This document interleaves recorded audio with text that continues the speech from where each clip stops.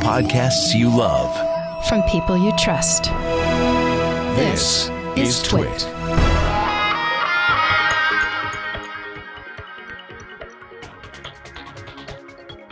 Hi, this is Leo Laporte, and this is our Tech Guy podcast. Join Micah and me for a show we recorded Saturday, November 12th, 2022. This is episode 1943. Enjoy. The Tech Guy podcast is brought to you by Podium. Join more than 100,000 businesses that already use Podium to streamline their customer interactions. See how Podium can grow your business. Watch a demo today at podium.com/twit. I always know to talk when I hear that woo, woo, woo. That's my turn to talk. That's a good. Yeah. Note. Micah Sargent, Leo Laporte. Hello, everybody. Hey, Hello. hey. Happy It's Tech Guy November. time to talk about computers, the internet, home theater, digital photography, smartphones, smartwatches. Smart headbands. You wore this headband, the $1,500 headband. Whew, pricey headband. Yeah, last week, we put Micah in the, I don't know why I'm holding it up to the microphone, like you can see it. Does it have something it wants to say? Into the pricey, what I always want to say Oculus Quest, the Quest Pro that Facebook, I wonder, Facebook laid off this week, Was it 11,000? 11,000. Oh, my heart just aches at that. 11,000 people. They also killed some of their divisions, including their portal division. When I don't use Facebook. I don't have a Facebook account. I should probably, because I get a lot of questions. We get a lot of questions about Facebook. But I quit a few years ago, and I don't really miss it. Mostly because I would go on there and I would feel bad afterwards. Ugh. Yeah. And so I just thought, well, that's not good. Twitter's gotten to be that way too for me. So I thought, that's not good. So I quit. But at the same time, I'm fascinated by them. And when the portal came out, which seemed to me an interesting idea, it was this first one we got was expensive and big. It was like a big 24-inch screen on its side, but it rotated. And you could call grandma on it. Mm-hmm. That was the main, I think. In fact, I meant to send one to my mom, but then I realized she doesn't have a Facebook account either. Neither of us have a Facebook account. At the time, that's all you could use it with. They later opened it up to Zoom and Skype and everything else. And so I gave it to Burke, and I think it was, when you give something to Burke is, how would we characterize Burke? As his employment here. He's our guy. He's our fixer. Yeah. There's a Jack of all trades. If you're lucky, and I am so lucky, if you're lucky in a radio or TV station or car shop or somewhere, there's a guy. You don't see a lot of him. He's in the back, usually in a kind of a messy room with lots of parts and tools, and that's Burke. And sometimes he'll come out and he's wearing those glasses with a magnifying glass built in. Grease on his face. Yeah, that's Burke. And he can fix anything. But there's also the downside to Burke, which is he can also take apart anything. And for instance, when I spilled coffee into my laptop a few weeks ago, I gave it to him. I said, is there anything you can do with it? And all I got back was that motherboard. The rest of it's gone. I don't know what happened. Same thing with the portal. I gave him the portal, and I'm sure he scavenged it for parts. Yeah. It's like that guy in the original Blade Runner who had all the robots he'd built and stuff. It's just like there's these guys in the world. They're like little mechanical wizards, and he's a mechanical wizard. That's his title. There we go. Mechanical wizard. That's a perfect wizard. way to put it. Absolutely. He's not mechanical, but he's a wizard with the mechanical. MechWiz. We'll call him the MechWiz. We got the GizWiz. We got the MechWiz. Anyway, they're killing it. Which is sad because I thought it was a kind of cool product. Yeah, and I was talking about this too. It's odd that somehow the portal seemed to be relatively immune to the feelings that people tend to have about Facebook where, I don't want to give Facebook this. I don't want to have an account. Yeah, that's why I bought it. Yeah. But Portal, for some reason, I have only heard good things about it. And so it is odd to kill a product that kind of was a darling among the skeptics. And I guess it's just because it, not enough people ended up buying it. And when you think about Amazon, you can call grandma with your Amazon shows, your Echo shows rather. Facebook, You don't really need it. yeah. Why get it from Facebook? That's kind of what I do with my mom. She has an iPad, but we also sometimes we'll put her on the Echo show like I'm cooking because it's in the kitchen. Yeah. She can watch, and it's like she's there. It's kind of nice. She's far away. My mom lives in Rhode Island. We're in California. So it's kind of a nice thing to do. Anyway, yes, if you're a Facebook employee, some of the most talented people, in fact, I think our original chief engineer, our original mech whiz, Colleen, was working in the Portal division. I know she's at Facebook. I hope she survived the layoffs. And then there's Twitter, not so dramatic. Well, it is and it isn't. So Facebook fired about, I think, 15%, something like that, of its team. It looks like Twitter fired half of its team. So 3,785 people. That's a lot of good people also kind of out of work. And Amazon right now is looking at cost-cutting measures as well. The company is looking especially at its devices division and has instructed a lot of them to find jobs in other parts of the company as they start to either put a pause on those teams or completely get rid of those teams. And Alexa, Amazon's virtual assistant, is the only one that seems to be immune to it. But I think it's going to be a while before we start to see more robots from Amazon and all the weird stuff that they started to make because the CEO now, Andy Jassy, is doing very in-depth look at the costs. Is that a loss, do you think, to the world? No. I think what Amazon has done for a long time is leverage its reach to test its devices with people and still make them pay for it. So we're all just beta testers. We're just beta testers, except instead of getting the product to try and give feedback about, they make us buy it. And then if it doesn't work after a year and a half, then, oh, well, that's just what it is. And I am glad that there's somebody else going, okay, we need to not cost us this money, but it also means that individuals aren't getting these products that end up not, that they abandon after a while. Yeah. Yeah. Okay. So you're saying basically it's yonk. A lot of yonk. And we don't need it. And I feel we don't need it. That in many cases it is, again, just, let's have a spaghetti project. I have some of that spaghetti in my kitchen. It's the Amazon sticky note printer that you pair with your Echo Show. Mm-hmm. And then you can say things like print out a tic-tac-toe game which is really stupid, isn't it? It's print me off a maze. 1, 2, 3, 4 lines. Yeah, you could print a maze, I guess. I don't know. Mostly I use it for grocery shopping lists. Mm-hmm. Do you actually, how often do you use it? Well, not much, because you have to train the other members of the household instead of, and Lisa gets she's got a notepad and a pencil, and she writes it on that and takes it to so weird. And I keep saying, no, honey, you can say, hey, Echo, add peanut butter to my shopping list. And then repeat it again. And then say, hey, Echo, add mayonnaise to my shopping list. And then the Echo goes, thank you. Actually, the Echo will also sometimes say, do you have anything else? Yeah. And then you can say a bunch of things. I do like that it's in the moment. If I'm in the refrigerator. Yeah, I do that all the time. In fact, I'll even order, like batteries is a big one. I'm always running out of batteries. So I say, hey, Echo, order some AAA batteries. And it says, okay, this is what you ordered in the past. And I'll say, okay, that's fine. That one. It says, what's your magic number? I tell it, and then I get them in the mail. I will tell you my one problem with the sticky note printer, the reason why I don't use it more regularly is because it does not take ink very well because it's a thermal printer. So you have one? Yeah. I've had one for a long time as well. I thought I was special. No, sorry. I think I actually beat you to getting mine before you did, actually. It's what Amazon calls its day one devices, yeah. Which really are telling you this is like making up stuff and seeing who will buy it. Who's going to buy it? Who will buy this? Only the fools. Because you got 2 of them on your radio. Exactly. Right now, 8888 Ask Leo, the phone number.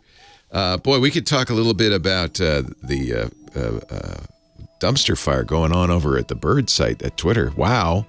I kind of want to hear about your new way of verifying your you. We'll talk about that site. Too. Yeah. Leo and Micah, your tech guys.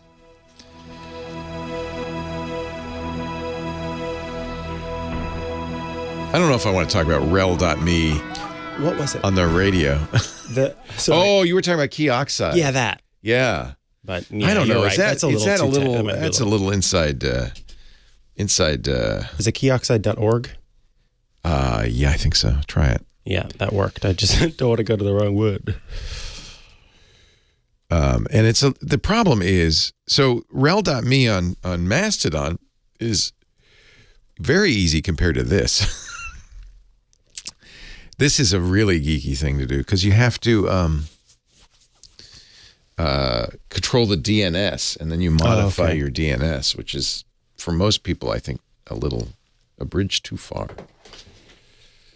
So this must have just come. I guess the post office did me a favor and got this to me because it's coming out next week. So, oh, neat. Yeah, thank you, Steve. And I will. Yeah, I mean, he's always been very kind and generous, but I also feel like, I don't know, maybe that's an occupational hazard for him. Like, I'm just not as funny as I need to be. So.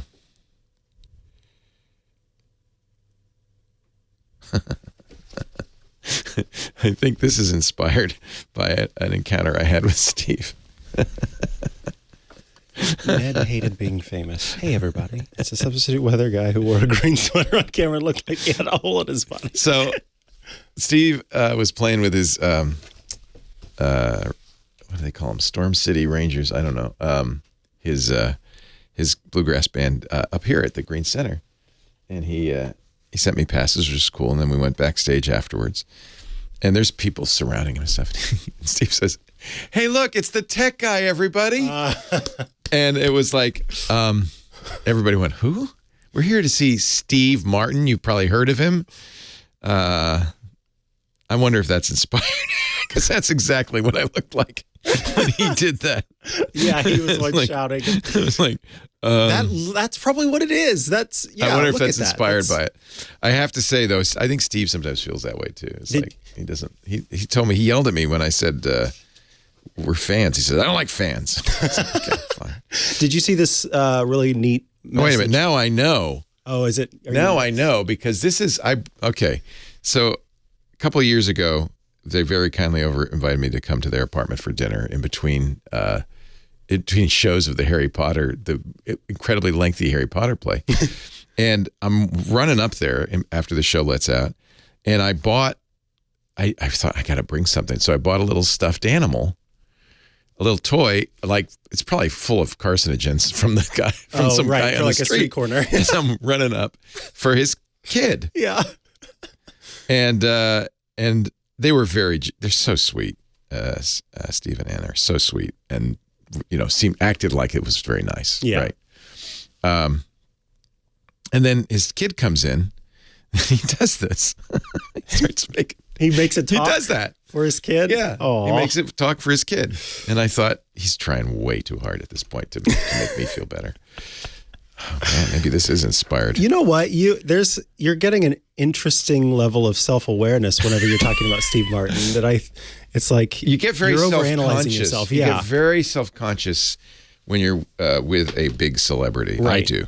Right. I imagine that would be a regular thing. And because he's so damn funny, everything coming out, he's just funny all the time.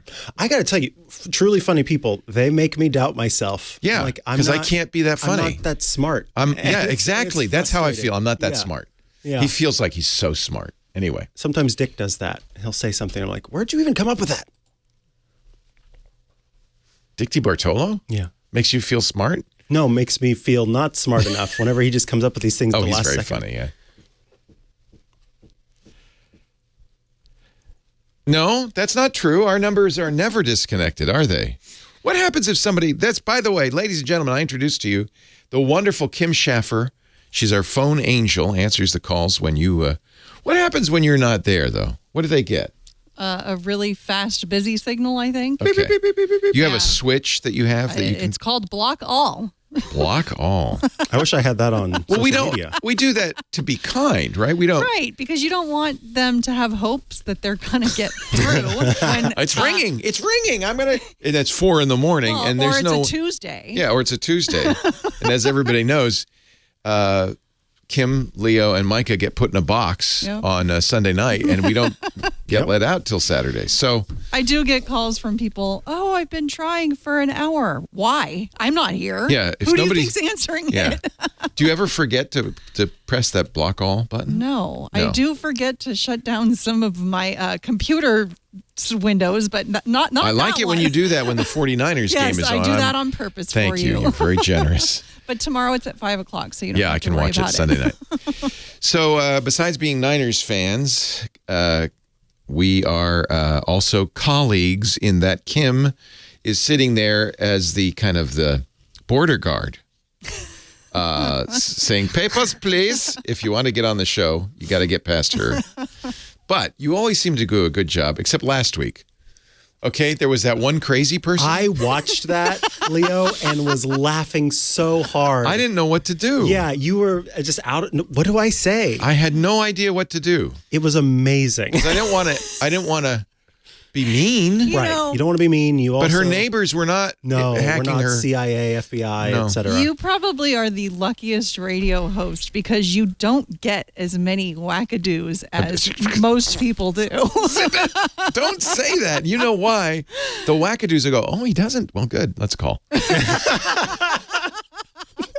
We got the Howard Stern guy who says, Baba Booey to you all at the end of and his. I think the John Lennon guy got through. Did the once, John Lennon too. guy get through once? Is he still around? I think he's gone. I think he's still around. Is he? Yeah, I'm pretty sure. He's a local radio celebrity. He calls all the talk shows and talks about something.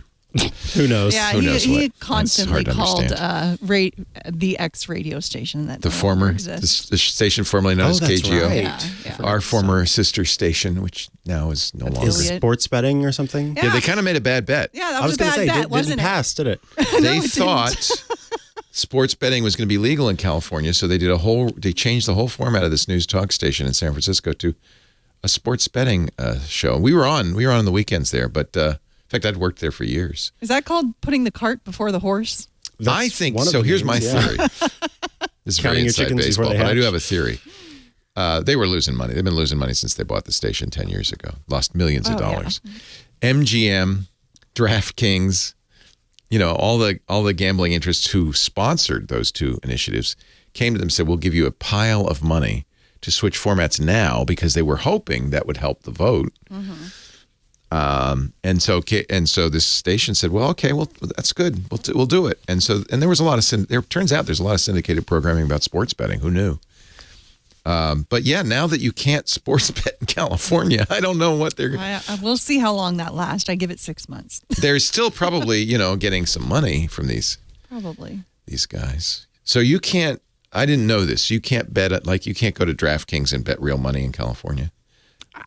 I don't know. We I don't don't know. know how it works. Yeah, I don't have know no how any idea of how it it works. works. We don't know. I don't do the betting thing. Yeah. Who should I talk to? Let's go to Sam and Encino. Salmon Encino. Sam and Encino. Swimming upstream. Hi, Salmon. I mean, Sam. It's the same thing. Well, welcome to the Tech Guy Show. Micah Sargent, Leo Laporte. How you doing? Fine, thank you. I have the Spectrum package of internet, television, and landline phone. They call that the triple play, baby. Yes, and I got a notice saying that they use McAfee as their security software, which I've been used for several years. And they sent me a notice saying that they're switching to their own security suite called F-Secure Security Suite. Yeah. And I prefer, to be honest, I know F-Secure. I'm friends with the guy who started it, Mikko Hipponen, just wrote a great book on security. I would prefer that, frankly, to McAfee. McAfee's okay now. It's owned by Intel. It's it's not the crazy guy anymore. But yeah, F-Secure is fine. Do they insist that you use it? yes, yeah. I have to. I don't mind. I don't mind switching. but you always commented on the fact that You don't really need it. yeah, because if I have Microsoft, the Yeah, Windows comes with a very good security package, as good as F-Secure. They call it Defender. So they say we won't give you service unless you install this? No, they're just saying we're giving it to you for free. we're giving it to you for free, but they're discontinuing the McAfee. Yeah, you should discontinue both at this point. Okay. You don't need them. Okay. Yeah. Oh. F-Secure is good. I mean, if you wanted to use an antivirus, since they are giving you one free, use F-Secure. That's fine. But I think it's belt and suspenders. So you've heard me say, no, you don't really need an antivirus. But on the other hand, if you had teenagers using the computer who often downloaded stuff from sketch sites, or if you yourself weren't careful about, where you got stuff and you were clicking links in email willy-nilly, and if you fall for stuff a lot, then or you have somebody using the computer who does, maybe it's not a bad idea to have that extra protection. The problem with security software, there's several problems. I've mentioned this before. One is anything you install on your computer uses resources. Security software especially, because in order to work, it has to install itself deep into your system. It has to access the kernel. And when you do that, you're really in there. And so it can affect performance. It can block stuff that you don't want blocked.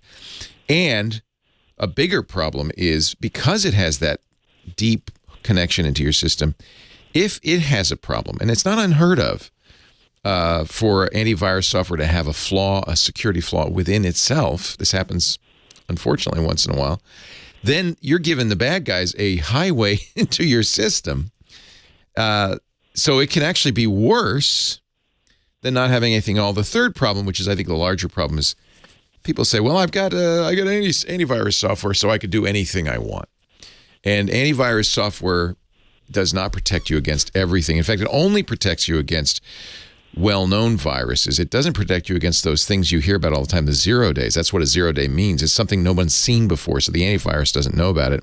So it still gets through. So because it slows you down, it gives you a false sense of security, it can even make you less secure. I generally say, as long as you're willing to practice good computer hygiene, not click links in email, be very suspicious about text messages, just be cautious. A bad guy, in order to infect your system, has to get you to install something. So that's what you always want to be really careful about. And if you don't do anything dangerous, antivirus isn't going to add to your security. So it's really it's in your mind. You got to know, well, who's using this computer? Can I count on them to be safe? And if so, then you probably don't need it. Okay. Well, if one does not use an exogenous security software, do you have to activate? No. Defender's on all the time in Windows. In fact, all the big operating systems are well secured. Leo and Micah, your tech guys. Scott Wilkinson coming up.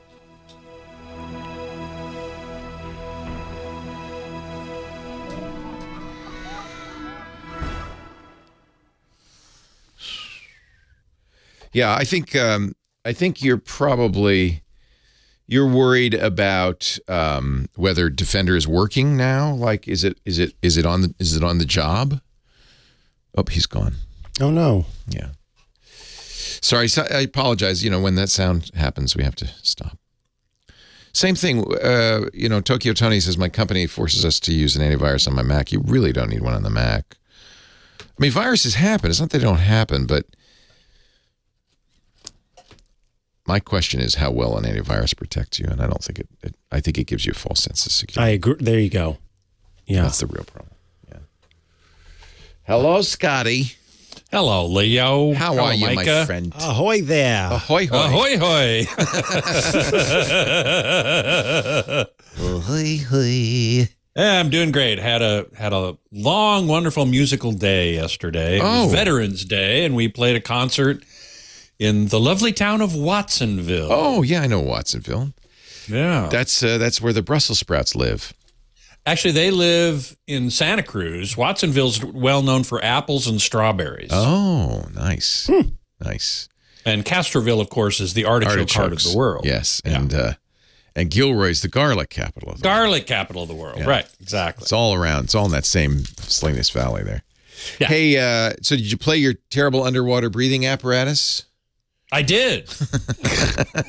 I think that's so funny. I did play my terrible underwater breathing apparatus.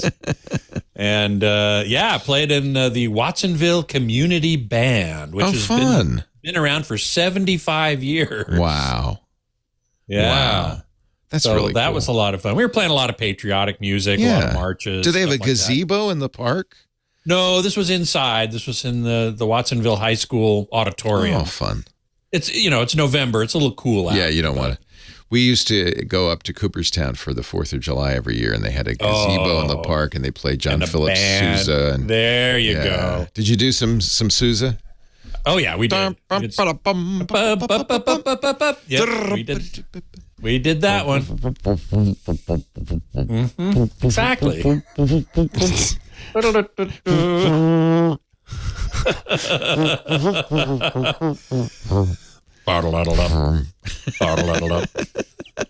See, I can play the tuba. You can. You know the part already. Is tuba the equivalent of a bass guitar in orchestral or band music? I suppose. Yeah. I suppose. Yeah. In a band, certainly, because there's no. Well, in concert bands, there is often one string bass, which is kind of interesting. Weird. But not in the band. Not in this band. I always look at the bass players and think that might get a little boring. Just maybe, but more to the point, they are the foundation. They are the foundation. Well, it's true. You got to have that rhythm. Look at Fleetwood Mac. There is much of a rhythm as a harmonic instrument. Yeah. Mick Fleetwood was the drummer. Yep. John McVie was the bassist. Yep. They laid down that heavy line, man. They laid down that groove. That's what establishes the groove. It's like Javanese gamelan music. You have all these xylophone type instruments and gongs and stuff. Yeah. And the biggest gong, he only hits the gong every 32 beats or something. Wow. And you'd think, wow, that's so boring. And yet, without him, the rest of the ensemble would just fall apart. There is a very famous muted trumpet player. He used to play Sinatra's bands, for Nelson Riddle and others. Right. And he'd play maybe 2 notes a song, literally. Mm-hmm. Yeah. but really great notes. But they were like the sound. Hey, by the way, the show today brought to you by Podium. I got to remember to talk about this. This is so cool. I don't know. You might have already had this experience. The best way a small business could communicate with you, in my opinion, is not calling you. Who answers the phone? It's not emailing you. Who reads their email? It's texting you. Now, you don't want to text all the time, but texting can be very effective. The open rate for texts is well over 90%. People open their texts. And for a business, what a boon. When I leave my dentist's office, they send me a text that says your appointment is, and I press the button, I add it to my calendar. It's great. They also, and this is brilliant, send me a text and say, please leave us a review. If you like the service, please leave me a review. We have an ice cream parlor. You ever been to Lala's? Mm-hmm. Careful. If you sign up, you give them your phone number, which I always, I do because I use the Apple Watch. They will start sending you texts every 6 weeks or so saying, hey, we haven't seen you in a while. How about 30% off ice cream? Oh, it always works. It's terrible. But it's the best ice cream ever. That's because text messages work. If you have a small business, I know, first of all, congratulations if you're still in business. It's been a tough few years, hasn't it? From supply chain issues to increased demand all of a sudden, and you can't get stuff. And then, of course, employees, hard to find. And the businesses that are thriving right now are the ones who, from day one, were forward-thinking, kept their marketing in mind and so forth. And many of them use Podium. Actually, I think it's 100,000 businesses are using Podium right now. Mostly your small mom and pop businesses, Main Street USA. Podium helps that small business stay ahead of the curve with modern messaging tools that put you on a par with the big businesses that are already doing this, right? It makes it easy for your customers to connect with your business, and customers, and I'll speak for myself, prefer this. I don't want to call a business. I want to text a business. I don't want to call from a business. I want to text from a business. Whether it's a plumber, a landscaper, I hate phone tag. If the landscaper, can't make it today, then a text message is great, right? That's the best way to let me know. If you're running a business and the only way to get in touch with you is a phone number, you may be missing out on a lot of business. Podium gives businesses the tools to compete with the convenience offered by bigger businesses like Amazon. What can you do with Podium? You can collect.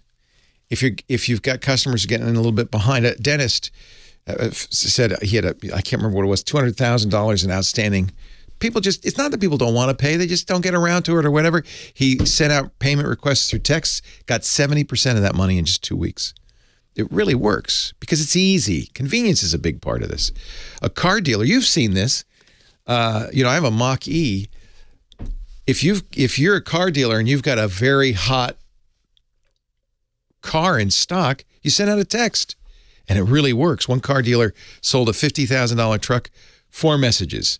1, 2, 3, 4, back and forth. That's it. You can coordinate curbside pickup. You can send out coupons. You can ask for reviews. You can do marketing campaigns that actually get a response, all with a quick text. And your employees will love it because everything, whether it's from your website or from your texts, comes into one inbox so that's easy for them to handle. Yeah, you could put Podium in your website too. See how Podium can grow your business. There's a demo that you will love today. Go see it, podium.com/twit. If you've got a small business, you've got to check out Podium. Very affordable, very reasonable, and very effective. It pays for itself. PODIUM, podium.com/twit. And please use that address so they know you saw it on the Tech Guy show. That way we get credit, right? Podium.com/twit. Podium. Let's grow. And let's go back to the Tech Guy. There's much more to the trip. There's this cat right here, man. Scott Wilkinson, our home theater geek on the Tech Guy show. He is, of course, a podcaster. I don't know. Is a YouTuber a podcaster? I guess. Not really. I think you're a YouTuber really. now. I think a tuber is a potato. Oh, that's true. But it He's could a also tuber. be a tuber. Exactly. Anyway, you'll find it at youtube.com/AVS Forum, and you'll find him here every week. He's our tuber. He plays the tuba, for those who don't know. Yep. Hello, Scott. Hello, Leo. Hello, Micah. Hello. And every week, Scott talks about big screen TVs, surround sound, all that jazz. All that jazz. What's up? Well, you know, as you well know, I'm sure, Black Friday is now Black November. Ugh. You know, I saw somebody, a European, complaining on our Mastodon about how American culture is now the dominant culture. He said, we don't even have Thanksgiving, but we've got Black Friday, which is the day after Thanksgiving in the States. Right, exactly. Except now you said it's the month of Thanksgiving. It's the month of November is basically what Black Friday used to be. People have all these pre-Black Friday sales, right? So, I started looking around. I mean, I get emails, tons of them, about pre-Black Friday, save 50%. And so I said, okay, I'm going to do a couple weeks here on the show of deals. Because people look for deals. I mean, there's nothing wrong with looking for a good deal, right? Yeah. And so I found some this weekend only, ending tomorrow at midnight, at Best Buy. The TVs that I found, for the most part, are only discounted on the order of 15 to 25%, which, that's not terrible, but it's not, like, wow. But I did find some Hisense that I thought were really, really good at Best Buy. It's their U8H series, which is mini LED, full array backlighting, LCD TV. They have a 55, a 65, and a 75-inch. This weekend only. The 55-inch is $700, which is almost 40% off the list price. The 65 is $900. It's like 36% off. And the 75 is $1,300, which which is 38% off. So that's a lot, those, I guess. Those are pretty good. Yeah. Yeah, those are really good deals. Is this so we've talked about this before. It's the waning months of this year's model, right? These are going to be superseded in the spring by new models. Correct, and which are going to be introduced at CES in January. So really what this is it's a kind of a clearance. It's kind of a clearance. Okay. That's correct. Okay. Should you, though, eschew the clearance models in favor of next year's shiny, fancy models? Yeah. No, generally speaking, I think not. Okay. Because in general, the next year's models are incremental. They might have a slightly better processor. Sometimes you get a year where there's like a huge new thing. Oh, yeah, absolutely. Absolutely. Like this year when we saw for the first time QD OLED, quantum dot OLED, which is a pretty new, not radically new, but quite new technology. And improved. And very improved. Yeah. It's my next TV for sure. But I guess the point is that was this year. That was 2022. Right. And it's not going to be there's not going to be another a big jump next in 2023. No. QD OLED was years in the making. Yeah. We heard about it, 5-6 years ago and kind of said, okay, when's it going to come out? Well, it's going to be several years from now. So, right. It's meanwhile, they come out with a slightly better OLED every year. They come out with a slightly better LCD every year. I don't think there's anything wrong with buying this year's model and not waiting for next year's model. Okay. So the Hisense are the best deals I found so far.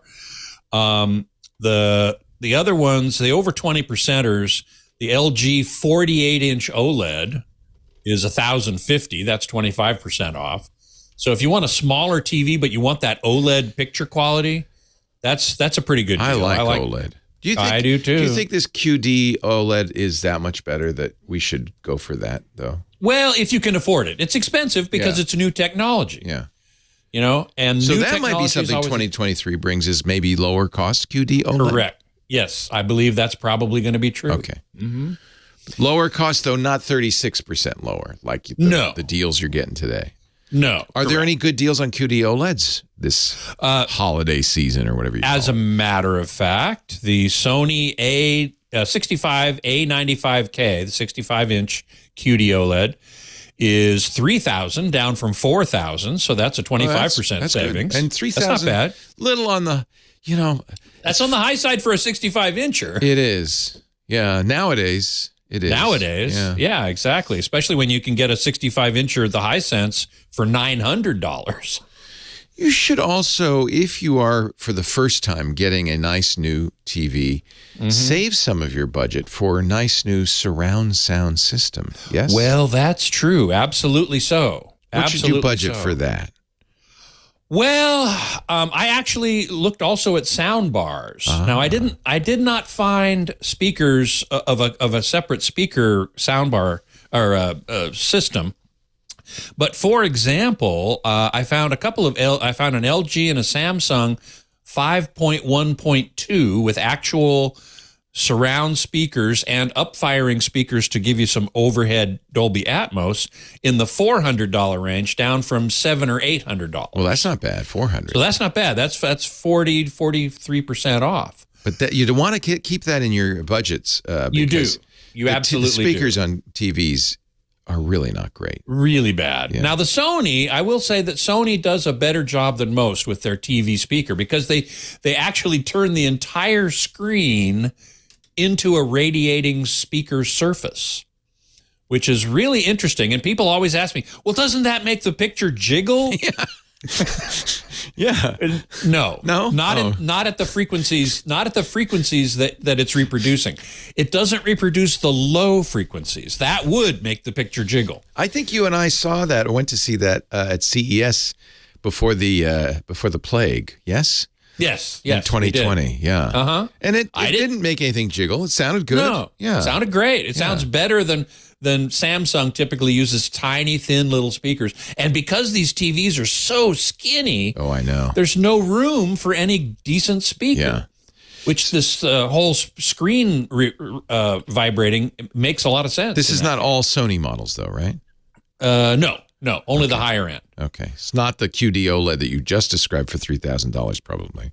No, I think it probably does. I interesting. don't know that for sure. I Well, have go to do listen some to it research on somewhere. that. I will. Like you could. Like you could. Well, I'm gonna buy one. So now I'm gonna be using an external speaker system. Yeah. Anyway, But give us your review.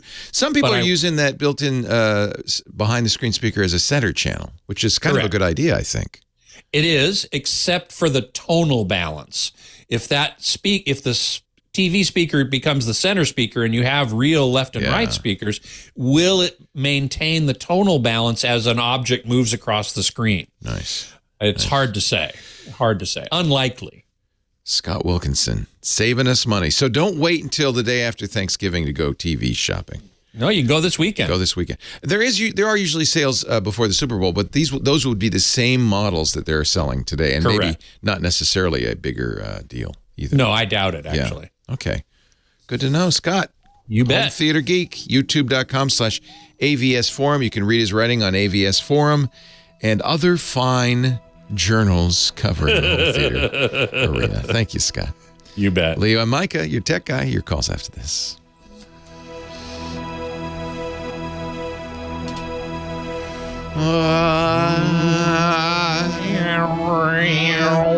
That's what's missing from that is some good tuba. Yeah, man. little tuba with some multiphonics. Ooh, how do you do multiphonics? Well, you play a note on the tuba with your lips vibrating in the normal manner, and then you sing at the same time a different note. Can you do that? It's not easy. Yeah, you can. Wow. Can you do that? Oh, yes, I can. I can do that. Wow. Wow. Yeah. So you get two notes at the same time. That would be hard. And if you tune them just right, you can get interference tones to create a third note. So you sound like one of them Tuvalan throat singers. Exactly. They're making people tune out now. I don't want to do that. Sorry. It's all right. All yours, my friend, for the next 3 minutes. Thank you. Thank you so very much. By the way, the Roku streaming stick 4K at Amazon and Walmart off 50%. Wow.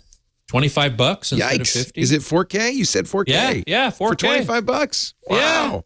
Yeah. Wow. That's pretty amazing. Yeah, Best Buy has a Sennheiser Bluetooth ANC active noise canceling headphone, $80 down from $200. That's the HD 458 BT. Sennheiser makes some great headphones, so I think for $80, that's a hell of a deal. Yeah. Anyway, I will be happy to take the con here for the next couple minutes and also stick around for the top. Thank you. My pleasure. Let's see. MacBookie says, which is better for a UST projector, ALR or CLR? ALR is ambient light rejecting. I'm not sure what CLR means. If you can explain yourself. Virtually all UST projectors are ALR. The screens for them, UST projector screens, are ALR by default. They just are. Partly because of the nature of them, because they have to take light coming up at a steep angle and then reflect it back horizontally. And that by nature rejects light coming in from other directions. So that's what's going to happen. It's going to be ambient light rejecting. CLR, I don't know what you mean by that. So if you would explain. Let's see, Jarvis, is it possible to find out? Well, you didn't finish your note there. I think you hit return before you finished. Jamez says Sony's QD OLED does have the screen actuators. Okay, I thought so. I would be very surprised if it didn't.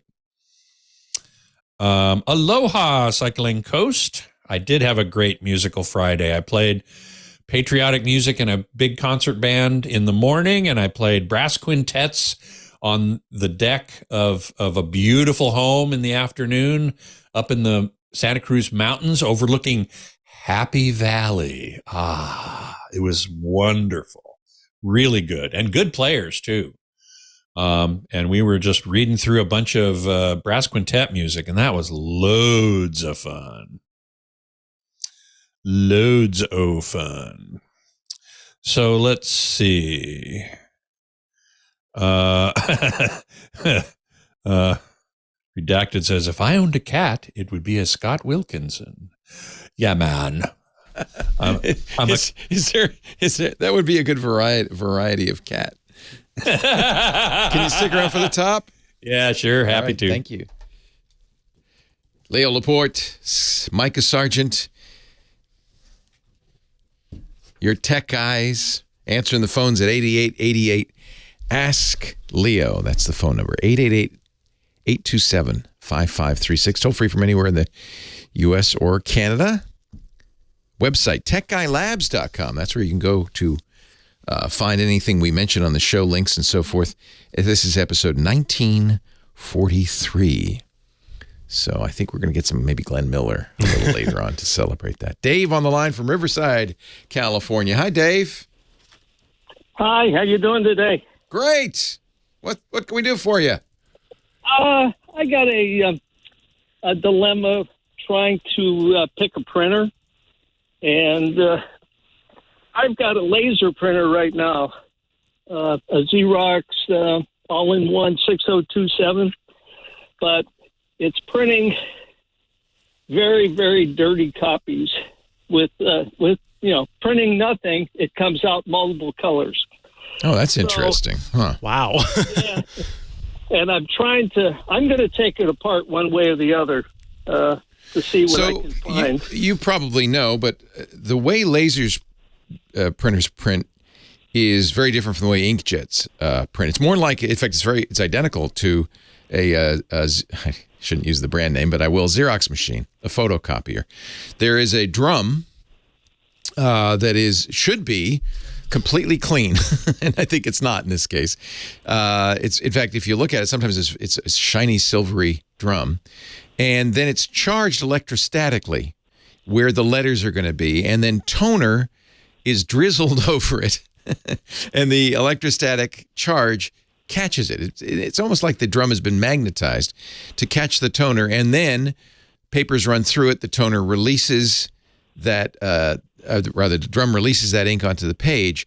Now, if there's something wrong with your drum, or it's dirty, the imaging drum, or the toner cartridge is leaking, then you might get more toner than just the printing leathers. So you can actually clean this, believe it or not. And so you said you're going to get into it. That's the first thing I do is be careful. You want to, don't want to get grease on the drum or anything like that. But you can clean a laser printer.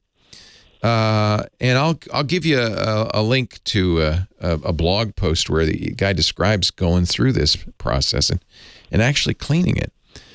And I would guess, unless it's worn out, it could be that the drum itself, it sounds like it's pretty old. How old is it? Purchased 2016. Oh, okay. That's not too bad. It only has 10,000 copies on it. Yeah. So yeah, it should, and it also could be, and again, when you get in there, be careful. In fact, this guide that I'm recommending says wear latex gloves and a dust mask because the toner may be out there. Maybe that you had a leak in the toner cartridge, and that's why it's dirty. Okay. And you don't want to breathe that particle, and you want to make sure that it doesn't. Those particles don't get to. You could really mess up an office to get toner particles all over. I've done it. It's bad. I can see what I can see of it when I get into the back of it, which this model particularly doesn't have much access. Yeah, but it's got a transfer belt in it, and the transfer belts. I really don't know what it looks like till I see it, but it is just full of toner. Yeah, there you go. So that's what's going on everywhere. then. So there's a couple of possibilities. One, it could, and by the way, there are things in there that can be dangerous. So read a guide designed for that laser printer. If you're at all nervous about it, I would probably get somebody who's a professional to do this. But the electrical areas, there's corona wires and things that actually may hold a charge, and so you've got to be really careful. The drum itself can be cleaned with a simple isopropyl alcohol wipe, not rubbing alcohol. Obviously, that leaves glycerin behind, but pure alcohol wipe. And then I would check. You might remove the cartridge, and maybe the cartridge has somehow been penetrated and is leaking. That would be a problem. That would make a mess. Yeah. Any advantage nowadays to buying, like I said, 200 copies a month? Maybe should I be looking at an inkjet? No, in fact, for low, well, 200 is a lot actually. For low, if you didn't print more than once a week, I would probably stay away from inkjets. They tend to get clogged if they don't get used regularly. If you're printing 200 a month, though, an inkjet might not be a bad idea. Honestly, laser printers have gotten much cheaper since you bought that Xerox. A Brother laser printer now is just under $200, and they do a great job. It's the one I have as well, and they do a great job. So if it's not immediately obvious, what's causing this mess. And in fact, if you don't want to make another mess by getting into it, which you might very well, I think, it would cost you more to clean it. Go bring it to the shop. You have to, either take it to a shop or you have to buy a special vacuum even. Every guide I'm seeing says that you need a special vacuum because otherwise the toner will That stuff is awful. It's very fine, and it'll that's get on dangerous. everything. You don't want that in your lungs. No. So maybe just go out and get a Brother. An inkjet's cheaper, but remember the reason the inkjet's cheaper is because the consumables, mostly the ink, are more expensive. So sometimes we talk about the price per page of printing, and that includes paper, of course, but mostly it's ink. And the price per page of a laser printer is usually 3 or 4 cents a page. On an inkjet, it could be 20 cents a page. So that's a significant difference. You may save money up front buying an inkjet, but you'll be paying for it down the road. The only inkjets I recommend are the ones that have big tanks, not cartridges, but they've replaced the cartridges with tanks like the Epson Eco tanks. Now, once Epson showed that these were successful, every manufacturer started to do this. They no longer have the market on Eco tanks, but that means that you don't have to go out and buy cartridges. You're buying ink in bulk, which saves you a huge amount of money.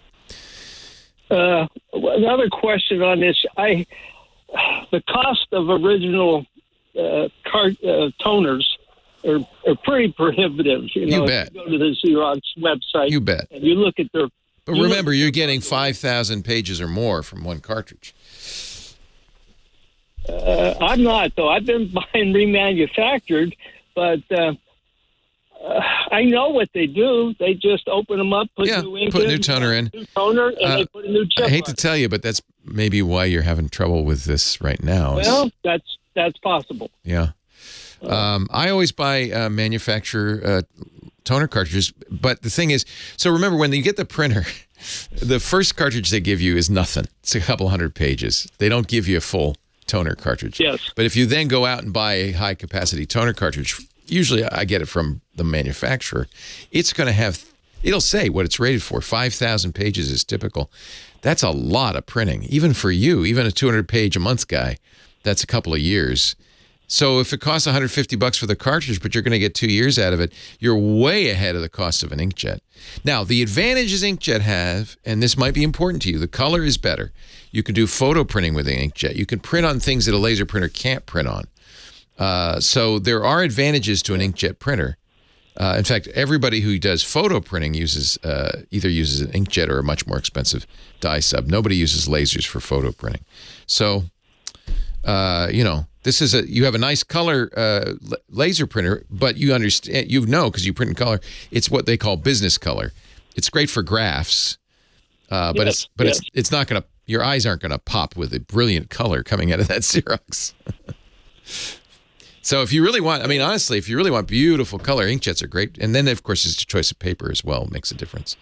But inkjets are good for that. So, I don't want to slam inkjets. Most people buy inkjets.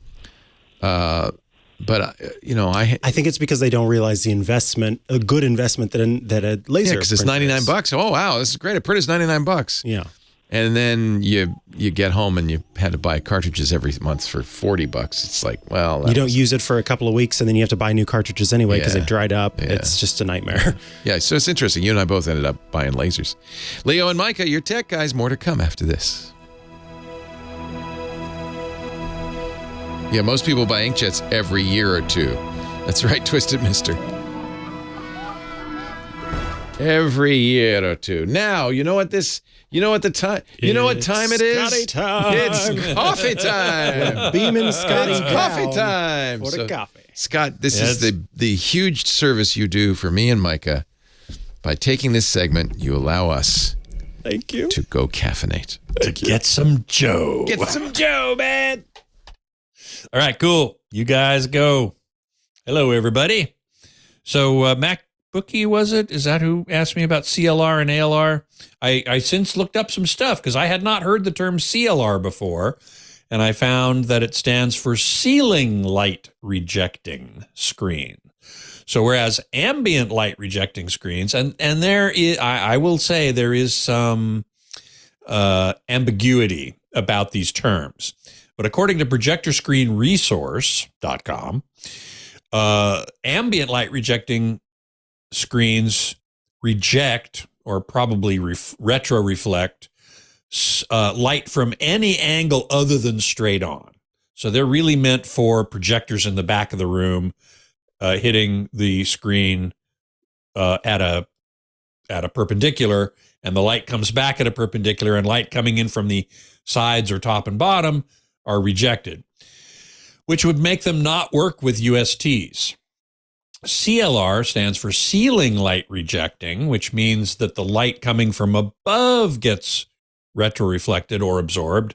I don't think it specifies which, but depending on how they're manufactured, light from below will get reflected back. Now, the microstructure of a UST screen in any event has to be basically little reflectors, microscopic reflectors, bunches of them, that take light coming from deep below and reflect it out straight, horizontally.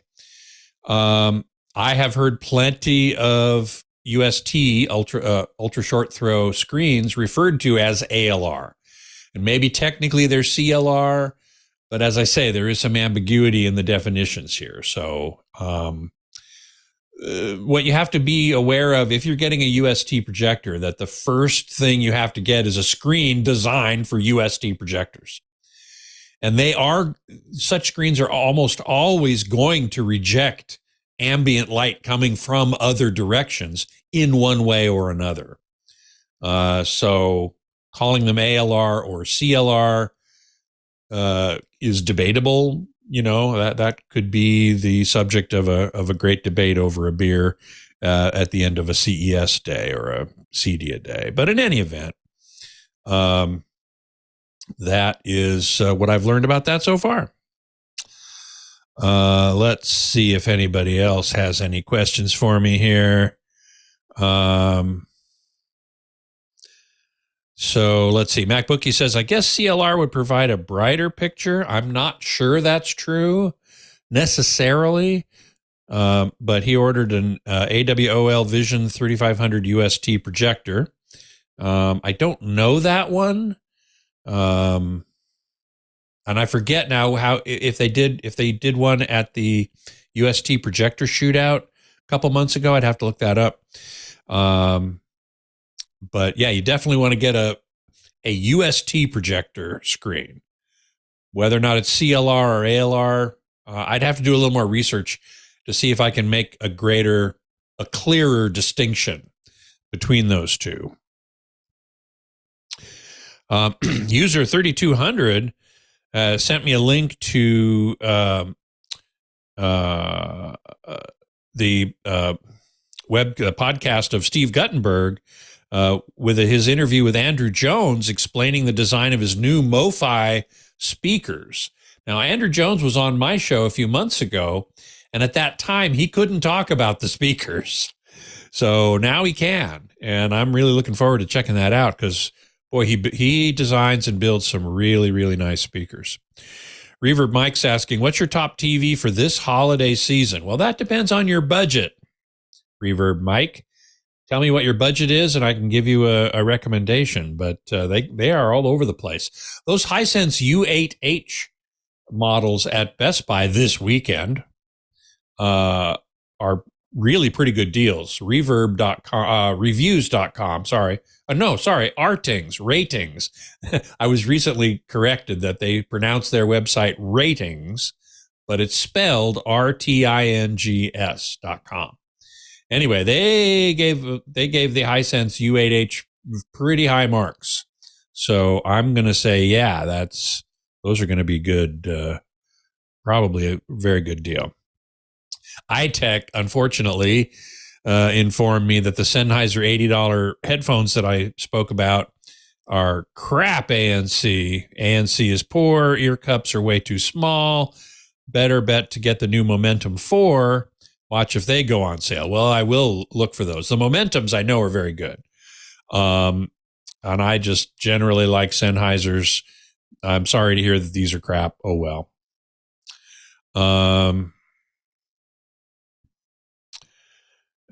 Jarvis Larry has not finished his question to me, so I will just have to say okay.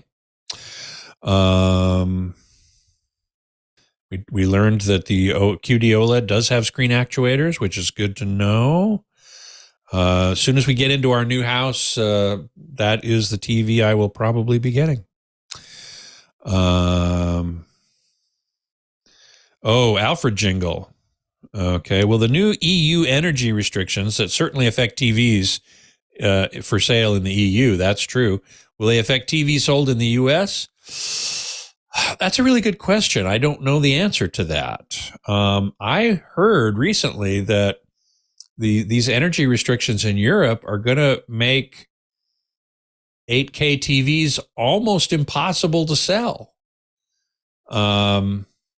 I would tend to doubt that that's going to happen in the U.S., but that's a big bite out of their market if it's true, at least for Europe. Let's see here. Oh, Reverb Mike says $500 to $1,000. Okay, in that case, I'd look at this Hisense. I would also look at the TCL 6 series, and also what size do you want? If you're looking at a 65-inch, which is a pretty common size, let me look at my list here. The 65-inch Hisense U8H at Best Buy this weekend is $900. The 55-inch is $700. If you want a smallish TV, the LG 48C2 48-inch, which is quite small, but it's an OLED, $1,050 at Best Buy. And the TCL, here we go, the TCL 65R635, which is a 2021 model. It's a mini LED LCD TV, $998, $1,000 at Best Buy this weekend.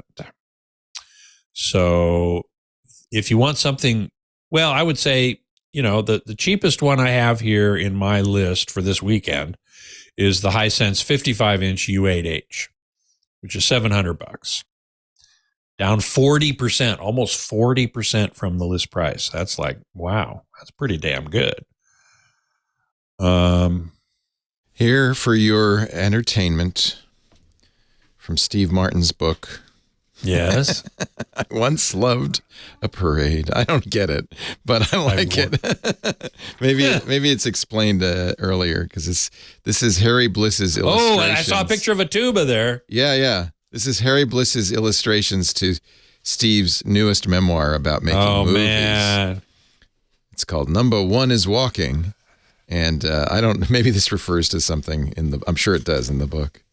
Yeah. Yeah. Oh, that's great. Parade. Yeah. Koalas when no one's looking. Oh my God. It's the landline. It's we're getting our new house remodeled, and we went through it with the electrician And he said, do you guys want a landline? I said, no, we don't need a landline. Yeah, we cannot do that. Thank you, Scotty. Have a wonderful week. My pleasure. See you next week. Oh, it's a song reference. Ah. Well, hey. How are you today, Leo Laporte? The tech guy. Micah Sargent, your tech guy too, at 8888 Ask Leo, 888-827-5536. This is a day to call because you got the double the wealth, double the brains. Actually, some might say 3 times the brains. I don't know. There's more brains in here. Let's say that much. Let's say that. 8888 Ask Leo. Website techguylabs.com. Episode 1943. Joe's on the line. Our friend from Knoxville, Tennessee. Hi, Joe. Hello. How you doing today? We are great. How are you? Oh, pretty good. A little rainy here, but we definitely need it. We've had a lot of brush fires and stuff in the area. Oh, well, we know. So dry. We know how you feel up here in Northern California. Oh, yeah. We've had quite a few. So, anyway, I got an interesting combination spam spoof call yesterday. Oh. My caller ID pops up. Phone rings. Caller ID pops up. St. Mary's Medical Center. Oh, there's a good caller ID, huh? Okay. You wouldn't ignore that, would you? That's St. Mary's. No. And by the way, my doctor, whenever my hospital or medical practice calls unknown number for privacy reasons, right? Yeah. Well, anyway, this pops up, St. Mary's Medical Center, and the funny part is my wife used to work for a hospital here in town by that name, which has since been bought out and no longer went by that name. And matter of fact, the building that she worked in, has got bulldozed, so it's not even there anymore. Wow, it's a ghost call. Okay. But the call, when I answered it, just for the heck of it, because I like to, because the number I have 2 phone lines at home, and this number they called in on is one. It's not. None of my friends know, so anything that comes in on that, I know it's going to be a spam call. Yeah. The spam call was Comcast. We're offering a special promotion right now. Oh, that's interesting. Whoa. Comcast identifying as St. Mary's. Yes. Well. So I've called you several weeks ago about some issues I've had, and I found out the best way to solve issues is email the CEO and let it roll downhill. Yes. It wasn't 15 minutes after I sent the email last night. I got a call back. And wow. And did they say that was a legitimate Comcast call? No. Yeah. They didn't say it was a legitimate one, but they said they were going to look into it because I gave them the number that showed up on caller ID. Good. So whether they'll be able to figure that out is unknown. Is Comcast providing your phone service as well? Yes. Okay. So they are your telco as well. So they may have more information. They provide, all my services. Yeah. And so I've been rocking the boat with them recently because of issues I've had with, my TV with, channels freezing, what they call tiling, which is, the pixelization and stuff like that. Well, I got an email from them the other day. They did, at one point 2 or 3 weeks ago, found a section of hardline they said was bad. They pulled a temporary cable in till they get the good. They're being responsive. I like that. You didn't even have to go on Twitter. So that's good. That's a blessing. So let me tell you what happened here. First of all, they will get back to you and say, no, that wasn't us, because it wasn't. In fact, Doug M. in our chat room is saying, per his Nextdoor account, that's where you have the neighbors on a social group, social network. He says lots of Comcast Xfinity scam calls going on right now. So that's a scam. They are calling probably not from the U.S., but from a call center overseas.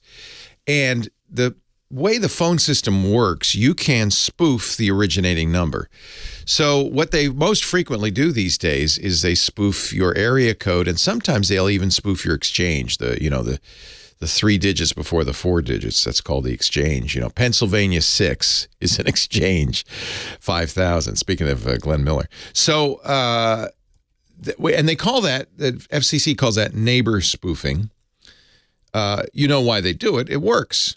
Because you go, the school's calling, the hospital's calling, somebody nearby is calling, and most of those calls get answered. If it's an area code you don't know, you're not going to answer it most of the time, right? So that's why they do it. It is illegal in the U.S.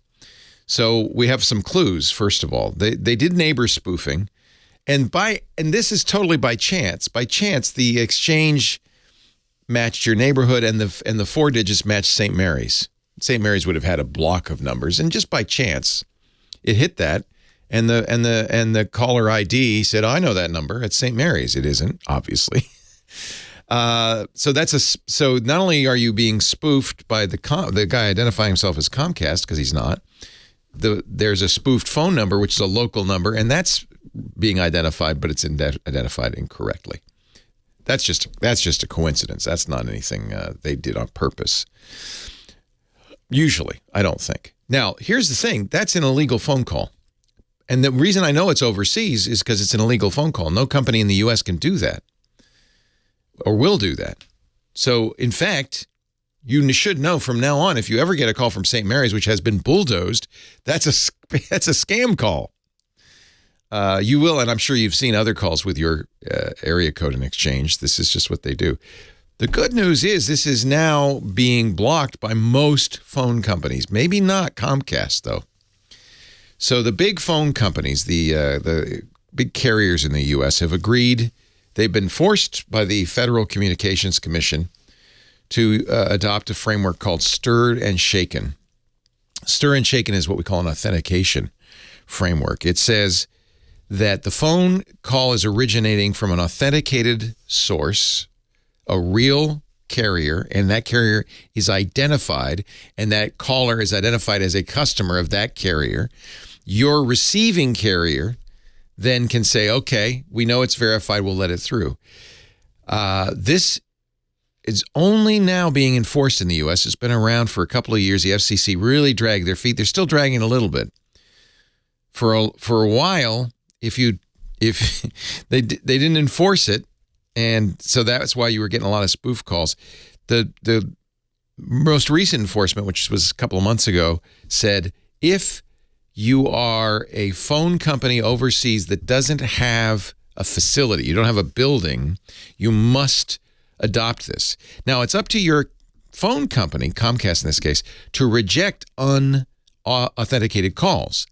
So if a call comes in from a phone company overseas or in the U.S. that isn't authenticated by Shaken, the STIR framework is supposed to say, nope, can't call our customers.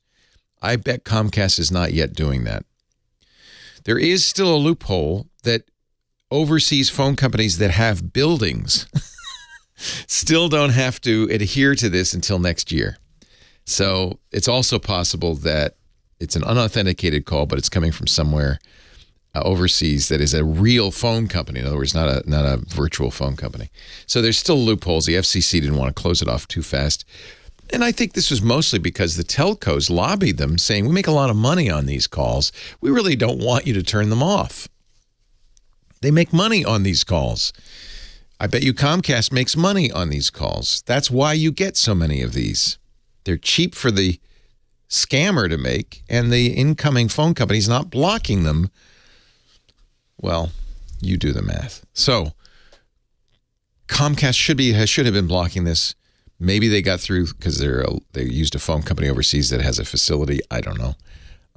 I think you will all see less of this. We should all see a lot less of this. Report them. Say you're annoyed that the carrier is not blocking them. They are legally supposed to block them. You shouldn't be getting illegitimate calls from carriers that don't have facilities anymore. That's supposedly over. And the big carriers are ignoring that. I don't know where Comcast stands on that. 8888 ask Leo the phone number 888-827-5536. Good. Comcast put out a press release. We've got it in the show notes. Thank you, Scooter X. We'll put that at techguylabs.com. Comcast rolls out nation's largest landline voice verified caller ID solution. Good for you, Comcast. Comcast today announced the company has rolled out the nation's largest landline voice implementation of Stir Shaken, based on verified caller ID feature in an effort to help protect the company's Xfinity Voice, Comcast Business Voice, and Business Voice Edge select customers from illegal robocalls and caller ID spoofing. Oh, they're not going to block them. They're going to put a V label in the caller ID when the caller is authenticated. I think by now they've got to block it. So look for a verified caller ID. Secure telephone at any revisited protocol. So Comcast says they're not blocking them. This is as of last year. This is March of last year. I think now they have to. They were putting a V next to it if it's verified. So Mike B says he's got the V. He's got the V. He's got the V.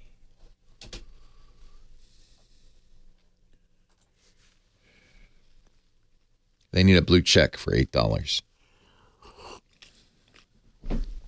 They kind of have to. The FCC has finally, started to crack down. Ceiling Cat is back. I miss Ceiling Cat.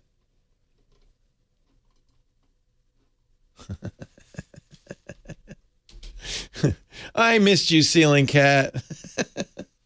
Well, that is a very old internet meme now. Hello, Retcon 5.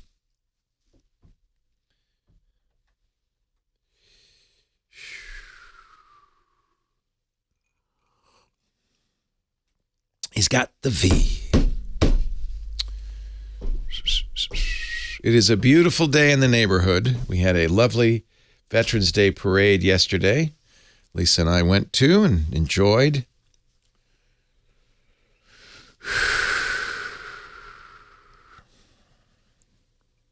Oh, SBF, what a story, huh? Well, that's tomorrow on Twit, baby. I guess we should talk about that. I think people are probably more concerned about spam calls than they are. Let me read the latest FCC.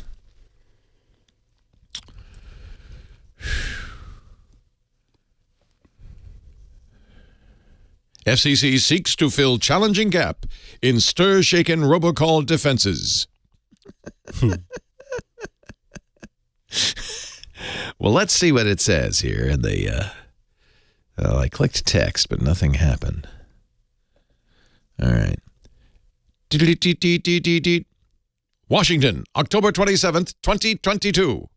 Continuing its focus on combating spoofed spam robocalls, the Federal Communications Commission today launched a proceeding. Oh, there you go. They launched a proceeding to consider ways to fill in the most significant remaining gap in implementing the stir-shaken framework over phone networks. It can only technologically work on IP-based phone networks. That leaves a relatively small but still important hole in this critical robocall protection.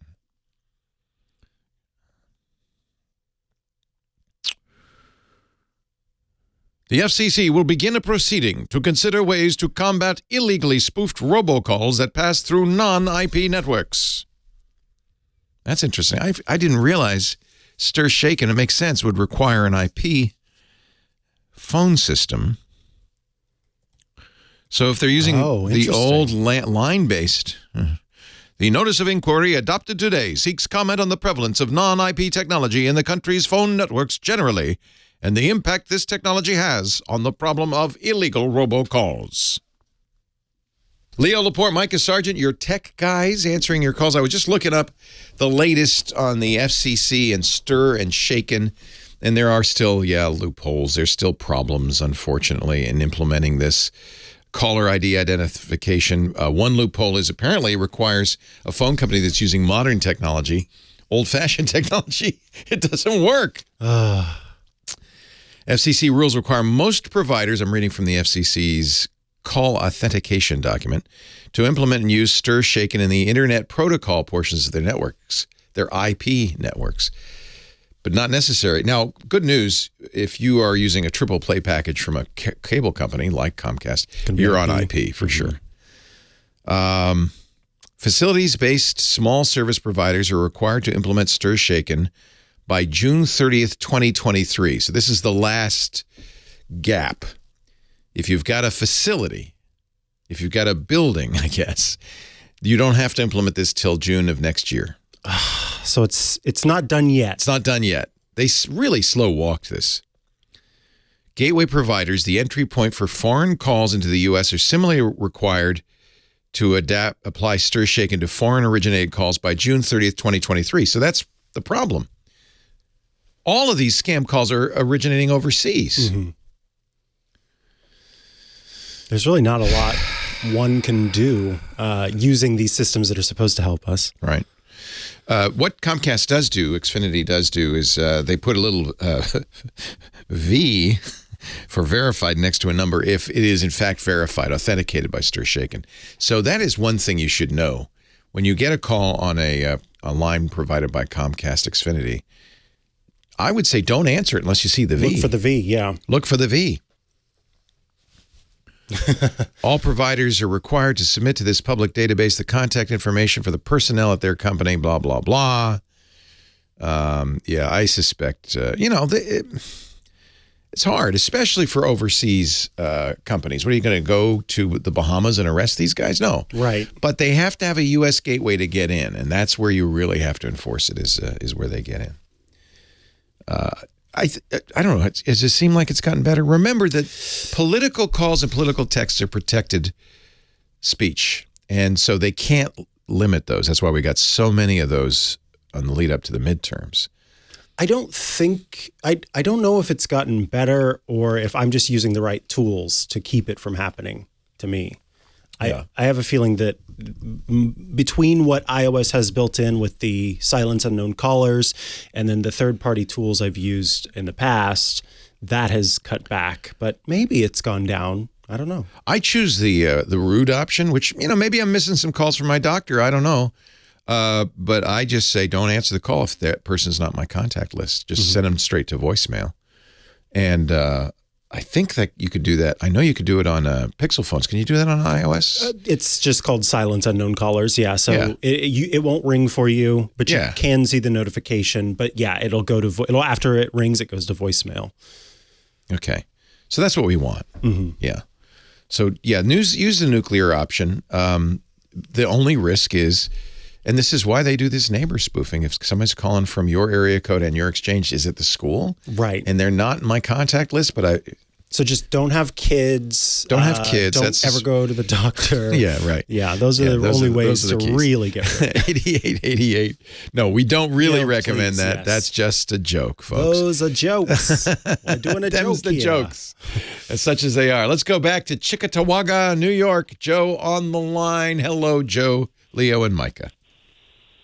Hi, Leah. Hi, Micah. Hello. Welcome. I just wanted to say a little cautionary tale of experience I had recently. I use KeePass for my password manager. Yep. It's a good password manager, right? I think. Yeah. Well, yeah, it's pretty good. What I like best about it is that it can simulate a keyboard. So all those sites that try and do those silly JavaScript tricks for entering your username and password, well, it acts just like a keyboard. It's the software. KeePass, you're using the open source KeePass, yes?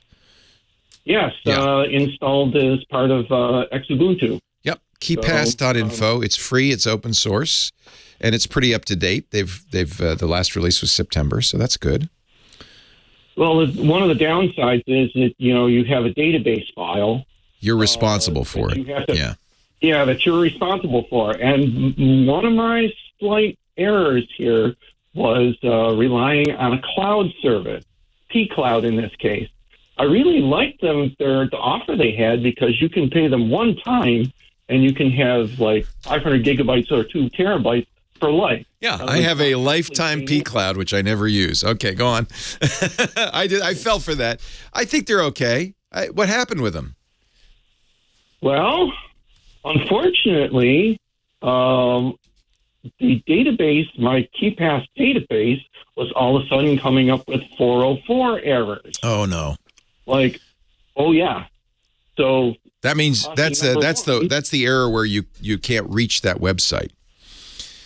Well, where you can't reach a file on that website. Right. Yeah. It doesn't exist. Caution number 1: keep a manual backup of your. Yeah.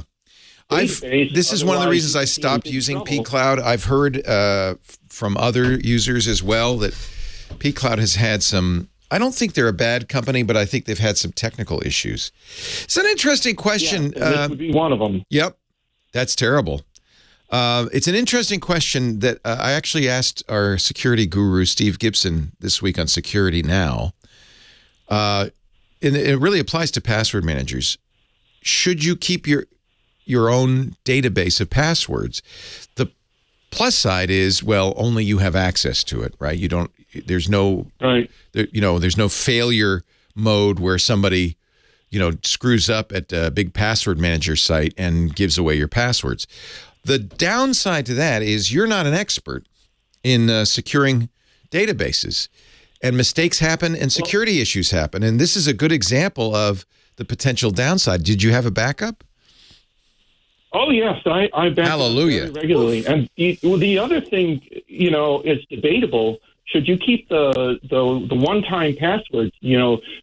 KeyPass with an plugin will calculate those one-time passwords. Yeah, but see, then you have a single point of failure. I don't do that. LastPass does that as well, and I don't use their authenticator because I want a separate, completely independent. In case the password database gets breached, you don't want those secret numbers that go with that one-time password to be breached as well as your password. So I always keep those separate. This is we're going to take a break, but it's a bigger subject we'll talk more about in a bit. Leo and Micah, you're tech guys. Johnny Jet coming up. Yeah, see, so I use, we use LastPass corporately, and I use Bitwarden myself. And Bitwarden will let you keep your database if you want, but I let them manage it. So that's the debate. Is it a single point of failure worse than me screwing up my security? And good on you. You had a backup, but there's a good example. Plus, you're relying on pCloud too, knowing that. The one thing is that if you do your one-time payment, now they don't have any economic incentive to give you good customer service. Exactly. This is something I'm discovering right now. Yeah. I actually stopped using them after paying $400 for 2 terabytes for life for that very reason. It's too bad. Now they're offering a 10 terabytes for like $1,000, but it sounds like a really good deal, but that economic incentive not to help you. You nailed it. That's something to always consider, isn't it? If they're not getting a continuing income from you, then are they going to support? How are they going to support you? How are they going to manage to do that? Oh yes, our Chandra in the chat room if you wanted to know, and also like to say 7-3 from KD2 TFB. 7-3. Really good to talk to you as always, Joe, and a really excellent point. And I think for the majority of our listeners, the less sophisticated, you're better off letting 1Password or LastPass or Bitwarden or whoever your password manager is manage it. A service that does the storage for you. Because that's their business. And remember that it is strongly encrypted. So not only would somebody have to breach them and get the database, then they would have to break the encryption. And as long as you've used a good long password, I think you're probably it's like 12 or 13 characters, something like that. So not too bad. See, remember, if they have the database, now they can brute force because there's nothing to rate limit them. So that's very true. Yeah, that's why you still want to have a very good master password because that is and that's why I don't keep the TOTP, the one-time passwords, in the same company, because if there is a breach, then they get everything. They get the password and the secret. Oh, yeah. What do you use for your TOTP? Oh, yeah. I use Authy. Some people say you shouldn't use Authy because Authy keeps that database. Twilio, which is the owner or the creator of Authy, keeps that database on their servers. I trust Twilio. I think even though they got breached recently. But they got breached. Here's the thing.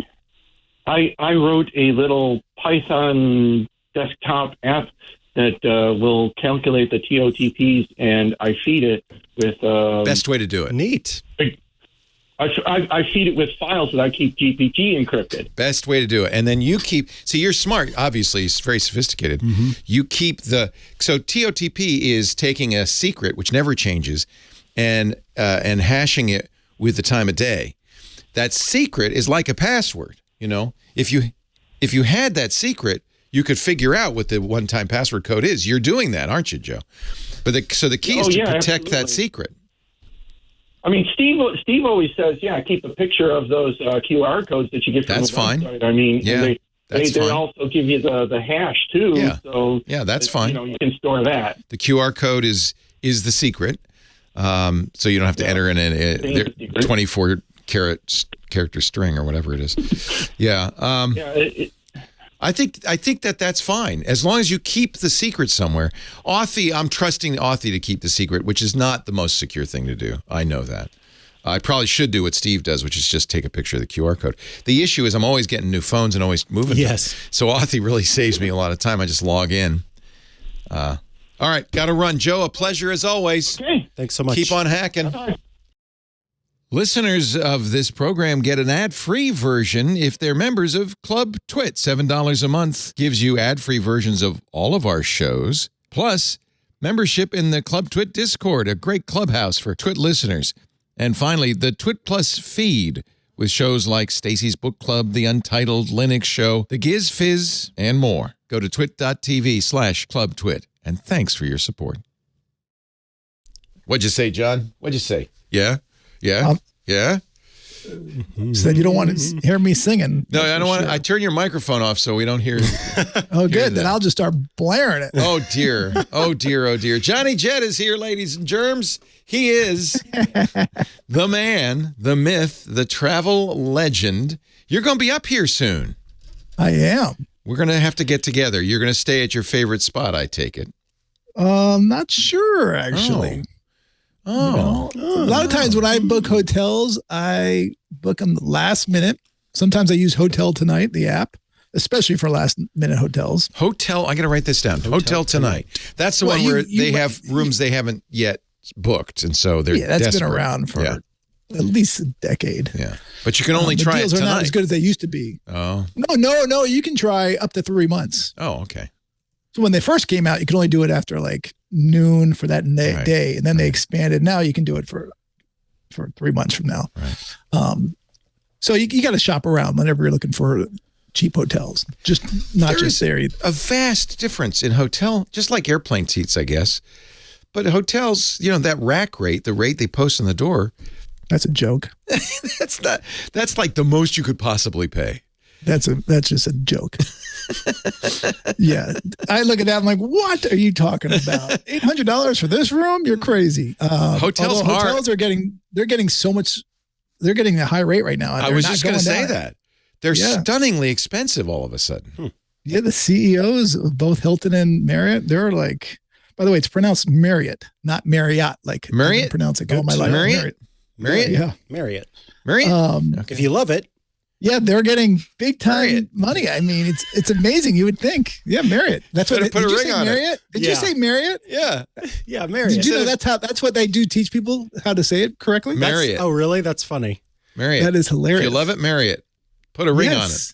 That's what I learned that from one of my Marriott friends. That's good to know. Good for you, Micah. You are smooth. Micah's on it today. That's why he's here. He's making me look good. That's his job. Yeah. Yeah, anyway. If you wanted to stay at a Vegas hotel, let's say you wanted to stay at the Bellagio next weekend, $5,000. Of course, that's because the Formula One race is right out the window. So you got to go off peak. You got to make sure that there's no big convention going in town, especially like San Francisco. The rodeo's in town today in Vegas. So yeah. It used to be December. We used to always have my dad's birthday party in Vegas. How do you have an in-town? There was always a rodeo going on. Do they bring all the animals? Yeah. Why wouldn't they just be nearby? I don't know. It just seems odd. Like, this is the biggest rodeo of the year. Okay, so they ship those animals all around the world. Where I'm from, you can have a rodeo in your backyard in like 5 seconds. So that's why I'm saying it's just odd. Oh, the rodeo's in town today. The rodeo's November 30th, but people get there earlier, Okay, because we used to do it. My dad's birthday is actually coming up, but we used to always have his birthday party in December because it was cheaper. Oh. And so you'll have to move things around if you want to save money. Go off peak. Go in the middle of the week. You're not going to find a good deal in Vegas on a weekend. Yeah. But that's why Lisa and I go, because I have Thursday and Friday off. Lisa and I like to go on Wednesday and stay till Friday, come back for work on Saturday. And it's great. That's the way to go. And also Expedia recently came out with some tricks on how to save airfare. Yes. I don't agree with all of them. By the way, they say book on a Sunday to save money, up to 15%. I'm like, that's ridiculous right there, first of all. But why would they say that if it's not true, Johnny? Well, listen, I don't know where their numbers are coming from, but there's not one day of the week where you'll save more money. You always have to set a fare alert. And they do say set a fare alert, which is the best advice. Always set a fare alert and find out if the price drops or not. They also say, book at least a month before domestic flights and 6 months before international to save up to 10%. I do agree with that. Although you can sometimes find cheaper flights. Actually, Thanksgiving prices have actually gone down for some routes because the airlines are not filling the seats like they thought they were. The inflation was so high. People are like, you know what? So now some of the prices have dropped. Some of my fare alerts are like, wow. So if you were going to go somewhere this next weekend or whenever Thanksgiving is, 2 weeks, look again because you might be able to save some money. And if you did book a ticket, by the way, price it out. That's another reason why I set those fare alerts, because if the price does drop, because the airlines no longer charge change fees, you can cancel it and rebook. Just make sure you don't book a basic economy ticket because you can't do that with that. There's a bunch of so many rules. I just want to go somewhere.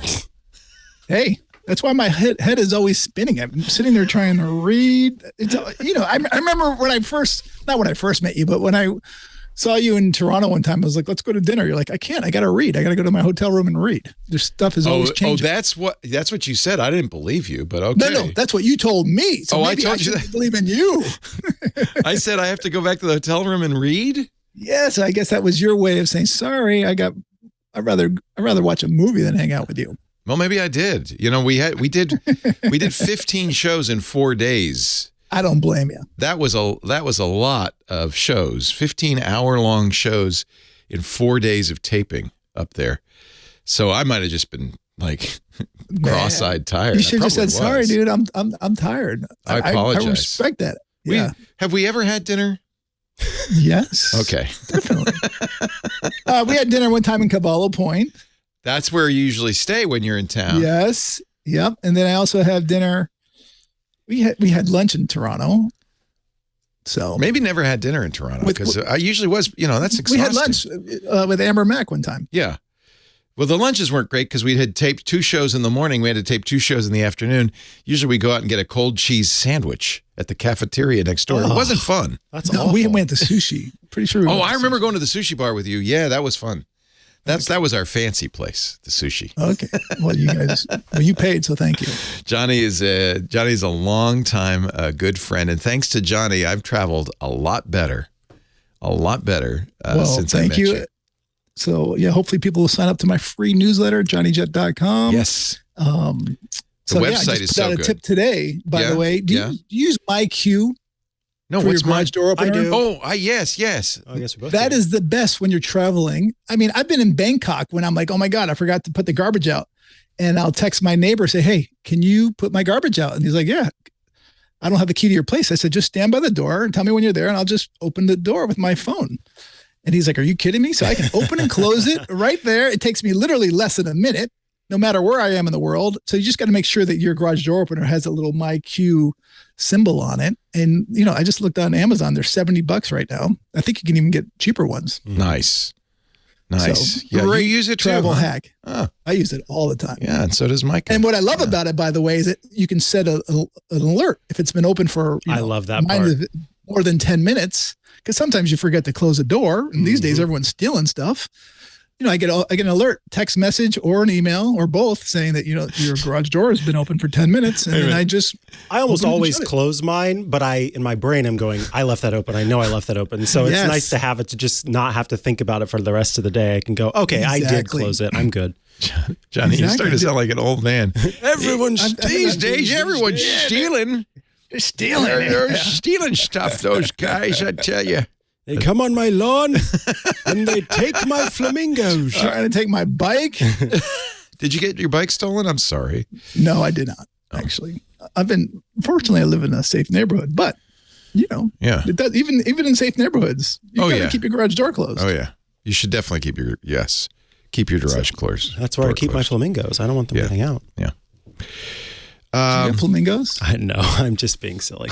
I'm sorry. Today's people don't know day, this, apparently. But Mike has a Bengal tiger that he keeps. No, those are illegal in California. You can't tell people. Oh, yeah. Mike Tyson. You didn't hear that, Gavin Newsom. In the ferret cage, he has. Yes, right. Next to my Faraday cage, I've got a ferret cage. No, there's a Faraday cage and a ferret cage. It's easily confused. JohnnyJet.com is the website, JohnnyJet.com/newsletter for the newsletter. You have, of course, a wonderful YouTube channel, which everyone should follow, Instagram and Twitter, too. Thank you, JJ. Hey, thank you. Leo and Micah, your tech guys. More calls after this.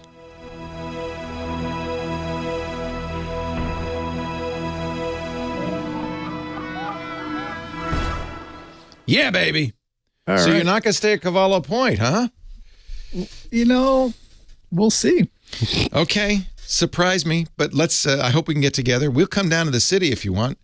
In fact, Really? let us know what night, and I'll try to get a reservation at one of our better restaurants. Okay. In the city. Mm-hmm. Nice. Well, wherever you're staying. If you're staying in Sausalito, I know a great sushi in Sausalito. If you're staying in the big city, I know many great Michelin star restaurants. If you want to come up here. How about Sonoma? Oh, yes. I know some very good restaurants in Sonoma. I don't know if I can get in, but I'll try. Actually, Cyrus, I think Cyrus will be the one to go to these days. Let me see if it's opened yet. Miley or Billy Ray? Billy Ray. Got it.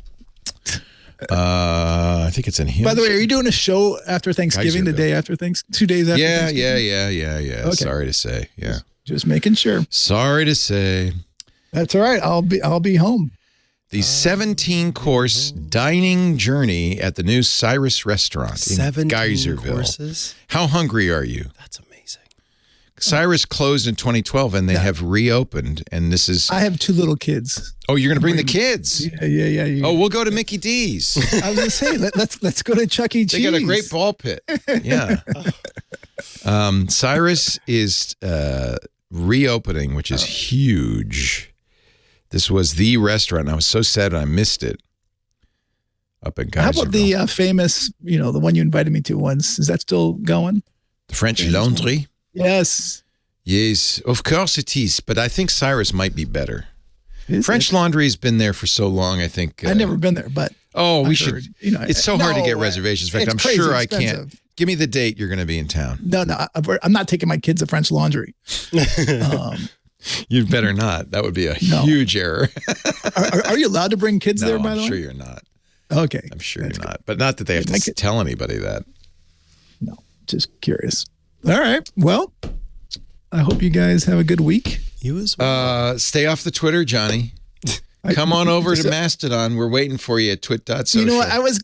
I'm just watching the ship go down, man. It's fun to watch the burning. I love Twitter. Yeah, I know. It's like, I thought the guy was so smart. How could you be so dumb doing the same things he's doing? It's kind of stunning. I just don't get it. Kind of stunning.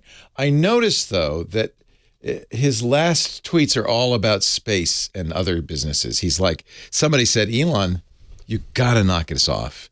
You're just really screwing it up. I mean, how much could Twitter be worth now? He paid $44 billion. Well, it wasn't worth $44 billion to begin I know with. he overpaid then, and now it's definitely he not. cut it in easily value. I mean, but he's nobody like- would buy it at this point. He'd be crazy He's trying to make Twitter. that FTX guy. He's trying to make that guy look good. Oh man, that story. Whew. I guess we'll talk Crazy. about that when we come back. Yeah. That's quite a story. Yeah. His jet was the most tracked flight yesterday on Flight Radar 24. SBF? Flight Aware, yeah. Oh. He was supposedly going to, I don't know if it's true. He's but I disappeared. saw it. He was going to Bahamas to Buenos Aires, Argentina. Yeah, he lives in the Bahamas. I tweeted it so you can find the, I tweeted it last night so you can see the handle. But then I saw a tweet today saying that he's in the Bahamas, but I don't know if I believe That's that. where he lives. Right. But the I jet was think going from the he's- Bahamas, I the private think jet G4. There's $1 billion missing. So I wouldn't be surprised if he is now fleeing the country. Oh, I thought you were talking about $1 billion. I thought you were talking about the whole weird. Are you talking about that? Yeah. Okay. I thought you were FTX. talking about Elon, whose billion is missing. No, but you're no, talking about Batman. FTX. This is so confusing. The whole thing. These guys are crazy. Anyway, have a good week. You as too, well. John. Bye-bye. Yeah. This is from 1943?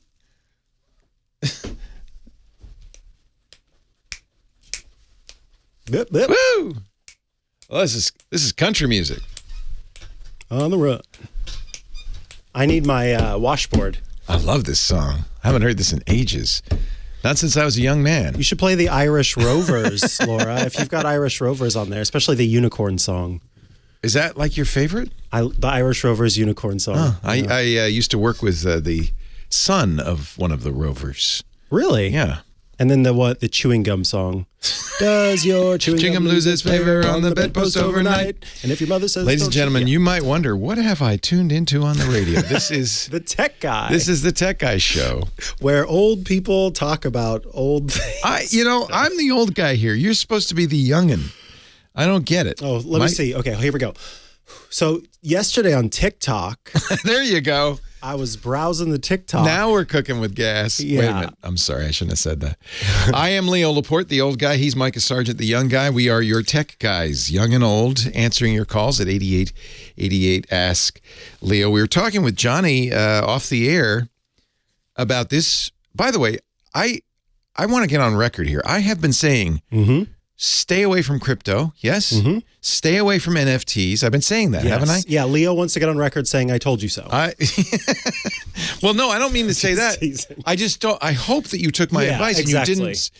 That's actually what I've been thinking about in this. I've been thinking about how for the longest time, I feel very scheme. good about us being skeptical about it and not ever really encouraging, because it's, what this is, every single instance of it continues to prove that it's just scam after scam after scam.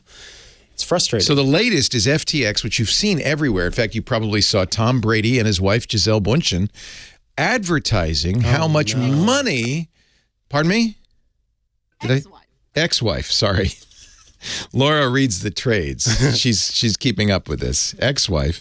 But you might have seen those ads on the Super Bowl for FTX, which was a cryptocurrency exchange. Okay. They were doing something a little fishy all along, which was it was owned by a guy who really looked like a genius. A guy in his 20s who was worth at one point $92 billion. What does that even mean? Well, he even said it's not liquid, so it doesn't mean anything. He had two companies, FTX, which was a cryptocurrency exchange. You put your wallet there, and if you wanted to turn Bitcoin into Shiba Inu or something like that, you would do that. Or is it Shiba Inu? Shiba Inu, always the problem I've had. You don't know which one. I don't know which meme currency I should be in. Anyway, that's where you would do that on that exchange, right? And they would hold your money for you.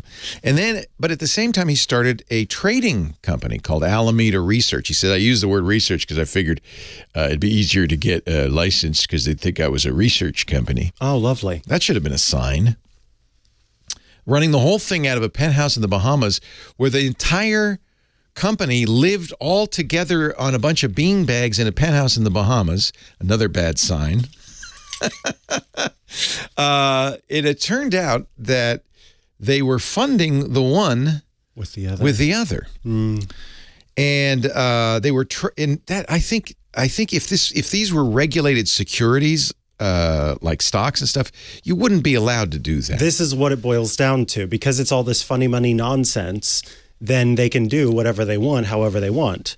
So all of a sudden, there was a run on FTX. People got spooked. They got scared. It's probably a run that was started by another competing cryptocurrency exchange called, was it Binance or Coinbase? I think it was Coinbase. Anyway, the run was started because the chairman of Coinbase, which is, by the way, a Chinese company. So we're all worried about TikTok being Chinese.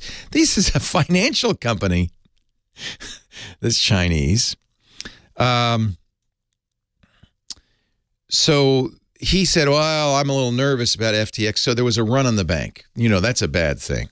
$6 billion worth. So people who had money at FTX said, I want our money back, to the tune of $6 billion. Well, they didn't have $6 billion. They couldn't give them the money back. So they shut down trading. They closed the bank.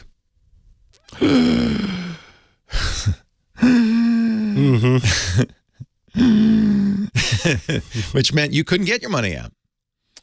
Now they've filed for Chapter 11, which is not total bankruptcy, but reorganization. But there's some question about whether they could even do a reorganization.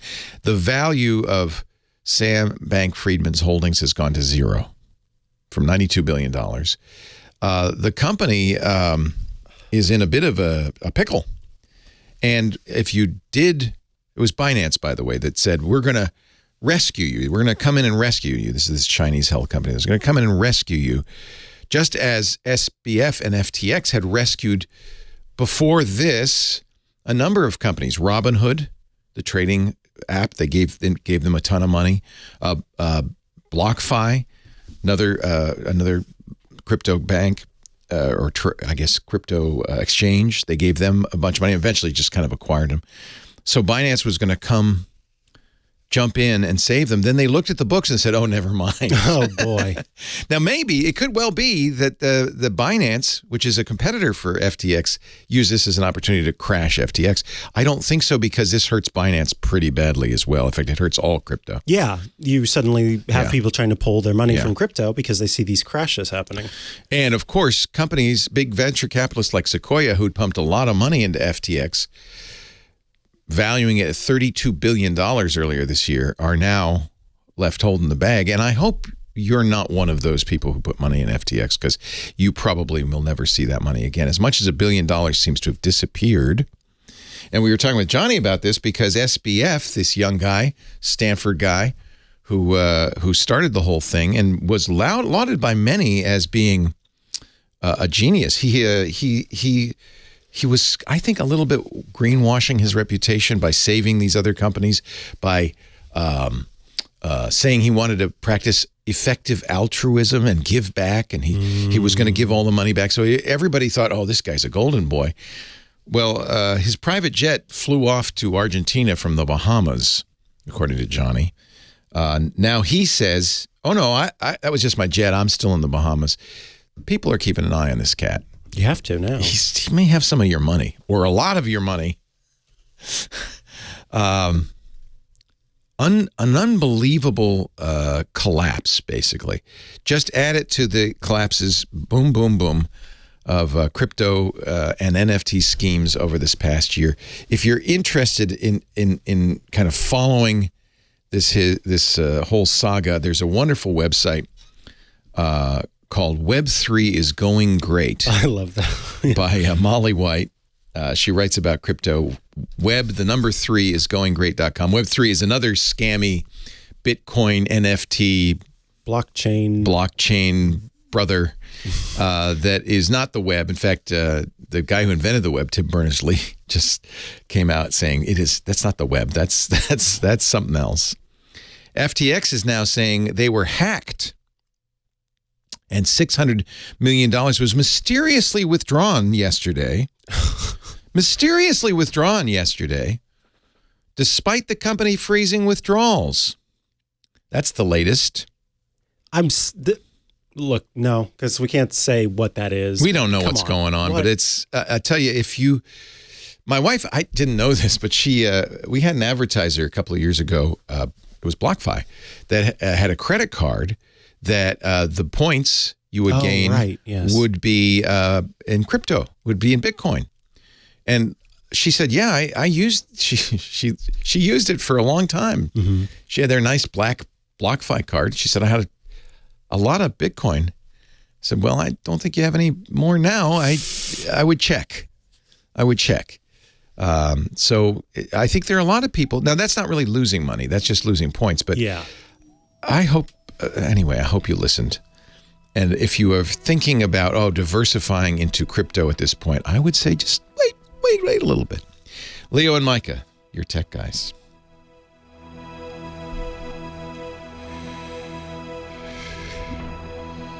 Three coins in the fountain. Mention that it adds a whole lot of complexity to filing your taxes. If you because they expect crypto. you to pay taxes on your gains, your ill-gotten gains. I remember I signed up for some wallet at some point just to have some level of awareness of how any of this worked, and the wallet gave like 5, blah blah coins or whatever. Yeah, and having to report that it didn't affect my taxes, but it's just like it's one extra thing to have to pay attention to.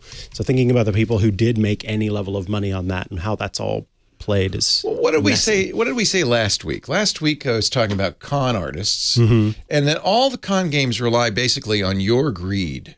Yes. As a victim, they get you because you go, free money. Yeah, I could get into this and make some bunch of money. And then they make the bunch of money. Right. So I think to some degree, a lot of this is people expecting to make tons of money. It's speculative. Yep. But there's always a risk. So he says, oh no, I'm still in the Bahamas. Reuters got a text message. So there you go. That must be true. He's denying rumors that he flew to South America.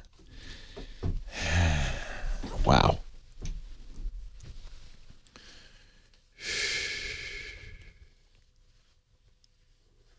Yeah, it's not regulated in the same way as securities, and I think a lot of people said it should be. Yeah, they're trying to, but I don't know. I think it's going to flame out before any regulations end up getting in place. Maybe. Don't quote me on that. It feels like it's flaming out right now, doesn't it? Yeah, that's. Oof. And I think about the original individual who created Bitcoin all those years ago, who is allegedly an Australian person, if I remember correctly, or maybe New Zealander. And if what that person had in mind is what we're seeing, what it's become today, because I don't think that was ever the intention of the coinage.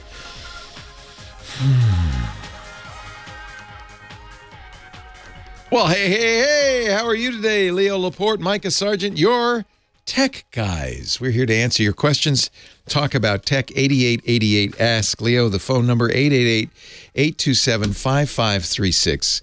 Toll free from anywhere in the U.S. or Canada. We were talking at the end of the last hour, about this whole crypto thing going on, this scandal and so forth. And I think maybe it sounded very confusing. There is a simple bottom line. Do not invest in crypto. Do not deal with crypto. Do not buy NFTs. Or if you do, you're buying it from an artist you love and you just want to give them a donation. Right, it's just about giving them money. It's a donation. Don't expect to make money on an NFT. It really is starting to look like the whole thing was a Ponzi scheme from day one. The people got in early, made money. Mm-hmm. The people getting late lose money. There will be documentaries and movies. I can't wait. They did WeWorked, which was the story of the WeWork. That was fantastic on Apple Plus. We Crashed, I think was the name of that. Yeah. There was one about Uber.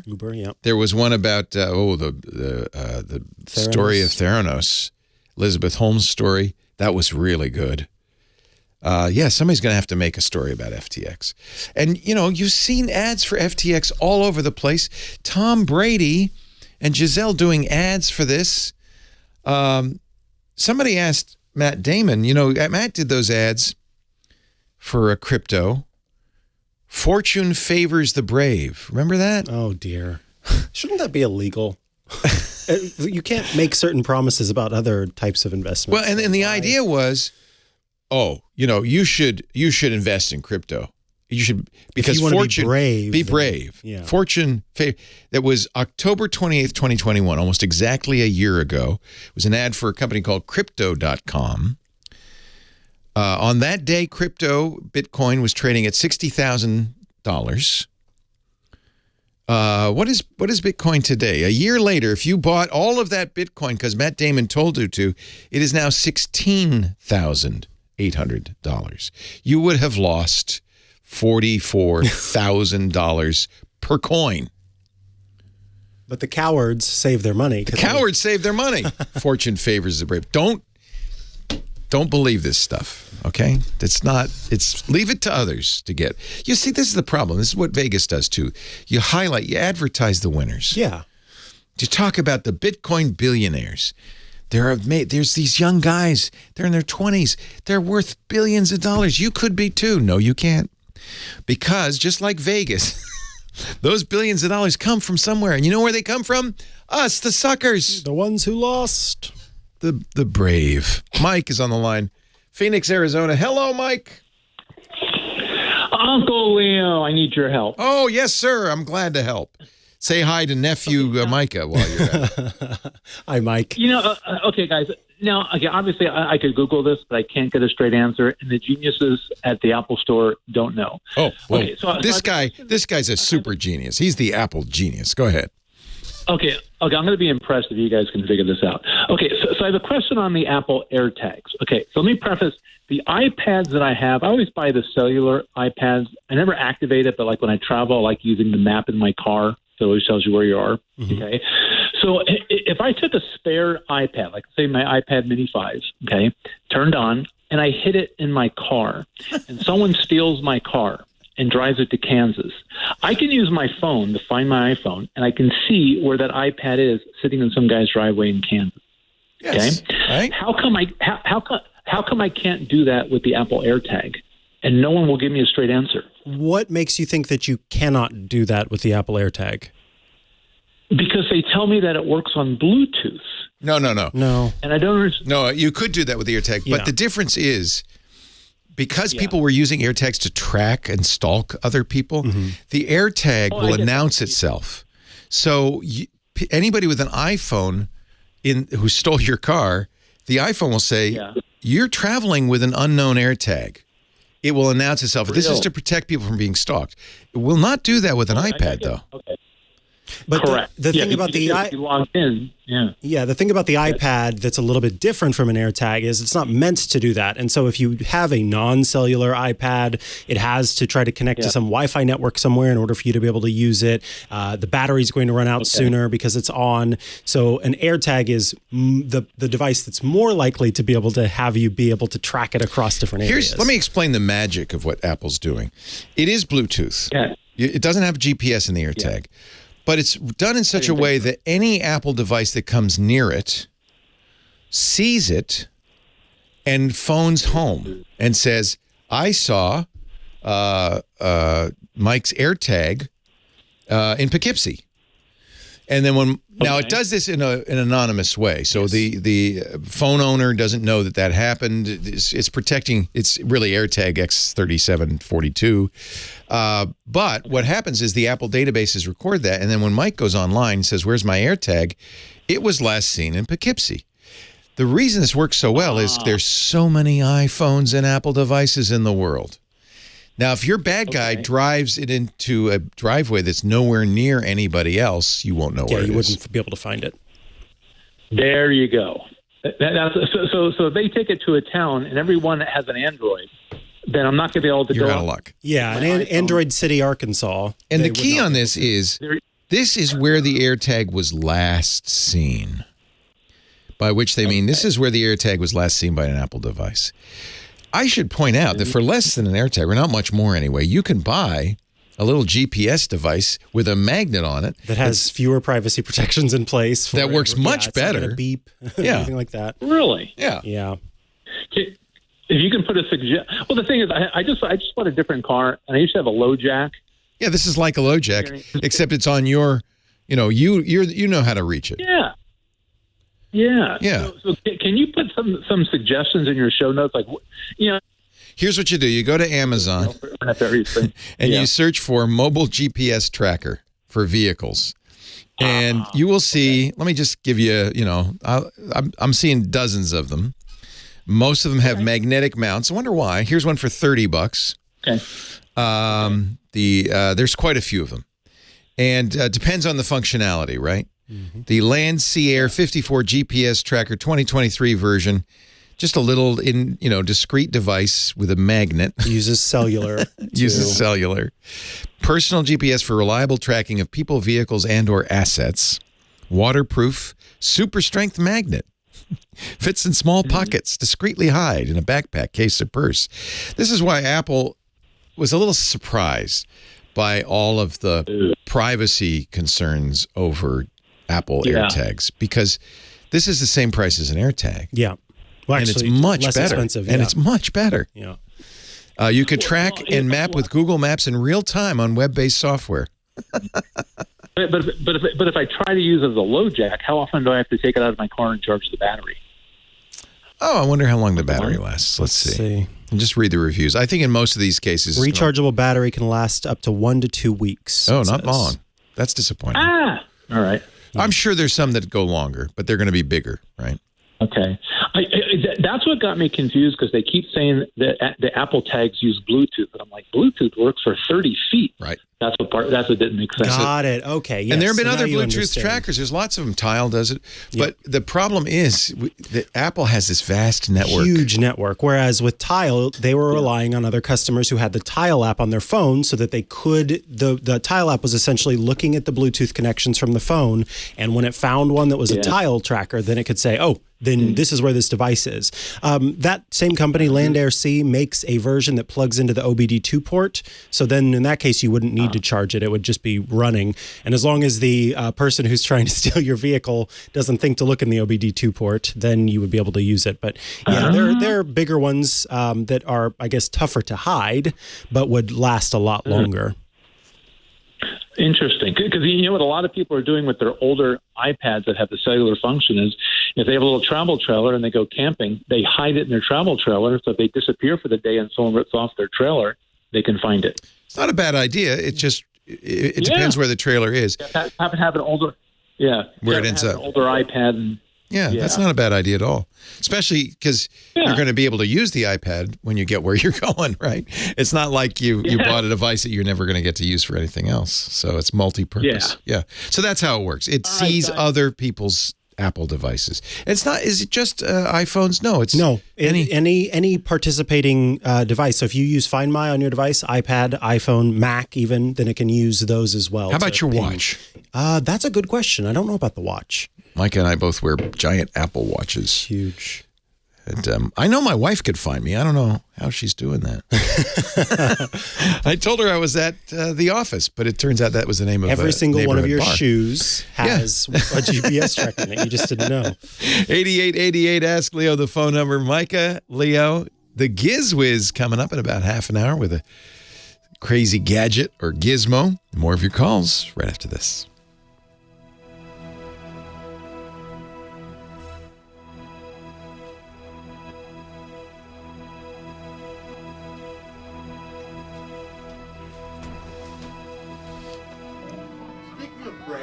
Yes.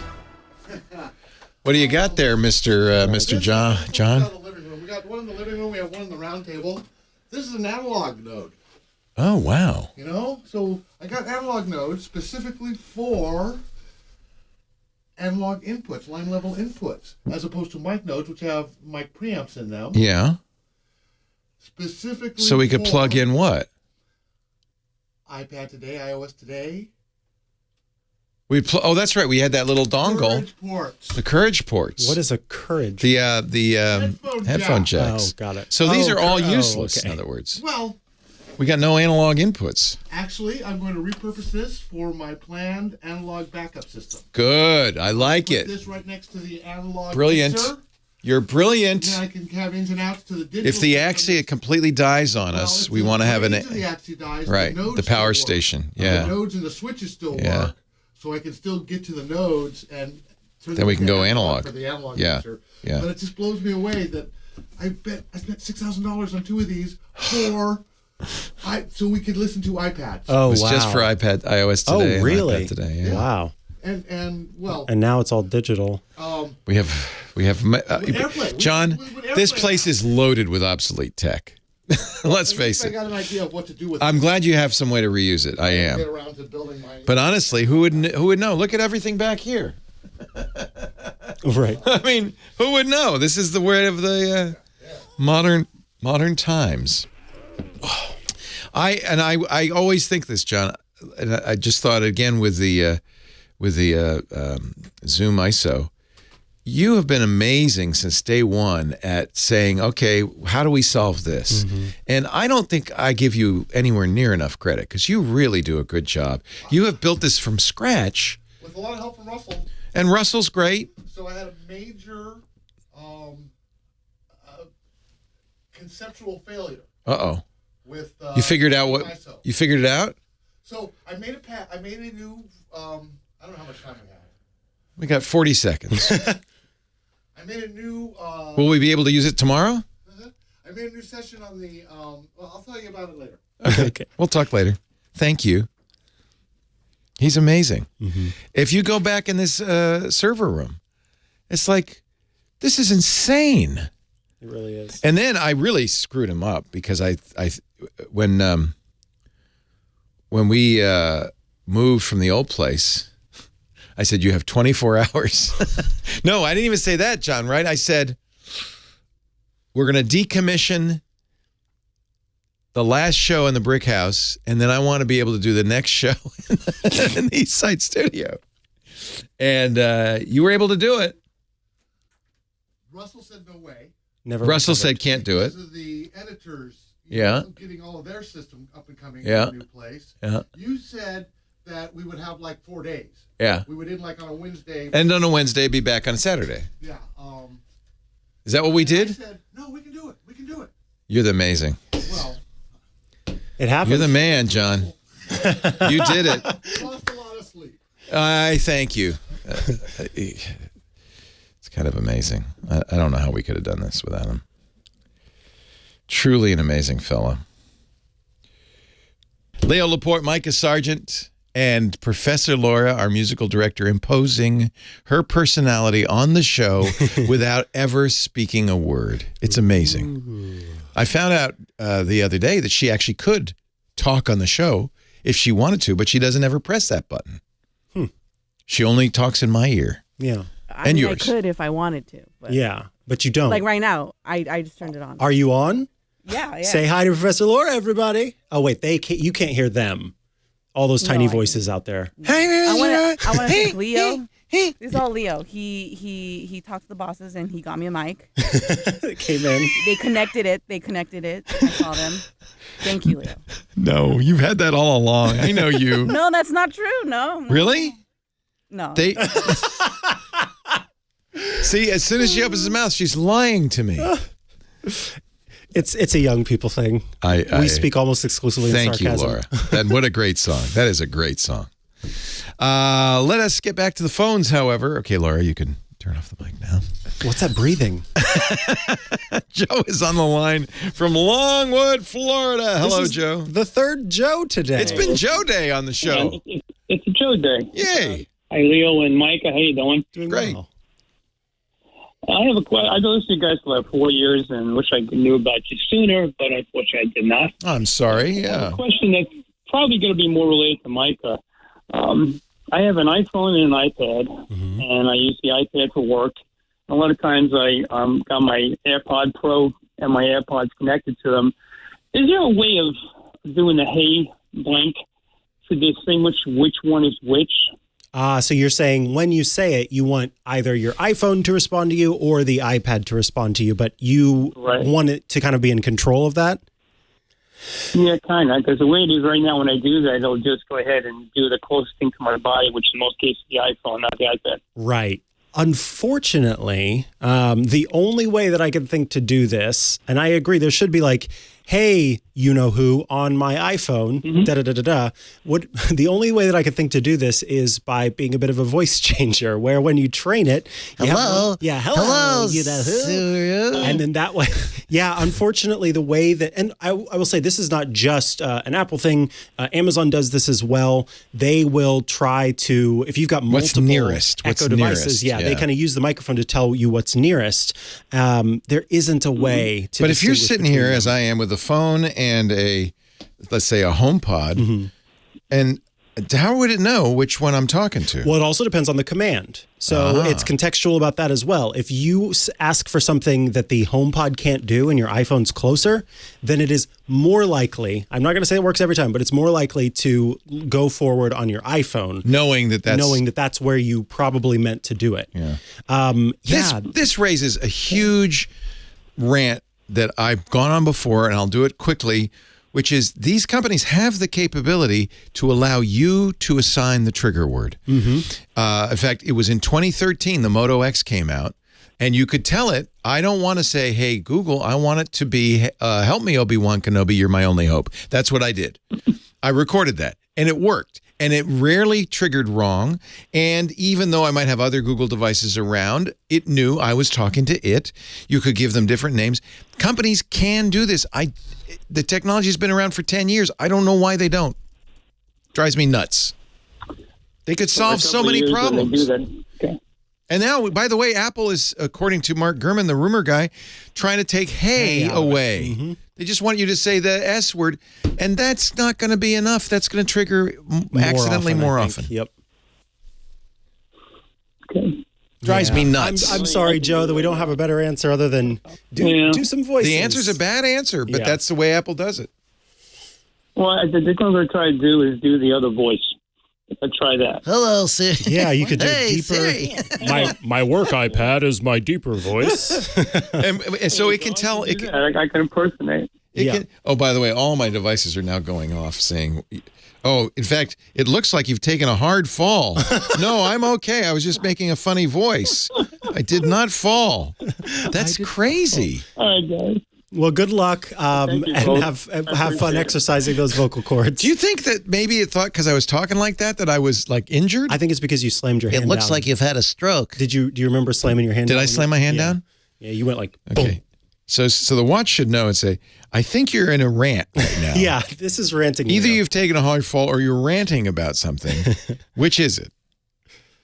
That's hysterical. Amazon tried to do that. We're lucky it didn't call 911. I just happened to notice. If you paid it, because you paid attention. Oh, can you imagine? They show up. What's going on here? Oh, Leo was just ranting again. Retcon in our chat room says, Leo, would you like to be checked into a psych ward? Right. No, thank you. No, I was just killing a fly. Yeah, Gumby. I wonder, can you adjust the sensitivity of the fall sensor? So I have the fall sensor turned so that it only works while I'm doing exercises. It does not. No, what if I'm an old man. I could fall walking out the door. But that's the only choice right now. Break a hip. Unfortunately. Lie there squirming, and then my watch would say, well, you're not exercising, so I would figure you're all right. No, it should be the other way around. I think so too. You have it set so it does? It only works during exercises. So yeah, let me see. I'm going to go into watch. It should be the other way around. Don't do it when I'm not exercising. I mean, only do it when I'm not exercising. Right. That's what I thought too. And I don't know why it is the other way, but let's see. Where is that? Health. Here, Apple has a support document, which we'll put in the show notes. What to do if the wrong device responds to hey, you know who. Make sure each device has Bluetooth turned on. If Bluetooth is turned off or a device isn't in Bluetooth range of other devices, it doesn't know the other device is there. Oh, that's interesting. Make sure each device is using the latest Apple software. Some older software, multiple devices might answer. On each device that you want to use with Hey Shlomo, make sure that Hey Shlomo is turned on. Well, of course. If you have an iPhone or iPad, you could place it face down, and then it won't respond to Hey Shlomo. Really? Put it face down. Well, there you go, Joe. I hope you're still listening. If you have a HomePod, you can say, Hey Shlomo, turn off Hey Shlomo. By the way, you understand I'm using Shlomo in place of the other ones. SIRI, yeah. Or use the Home app to turn off Listen for Hey Shlomo. To turn it back on, blah, blah, blah. If you have it, we'll put this in the show notes. There's some good stuff. You can close the lid on your Mac so it won't respond. There you go. Yeah. So I guess there is one way. More calls after this.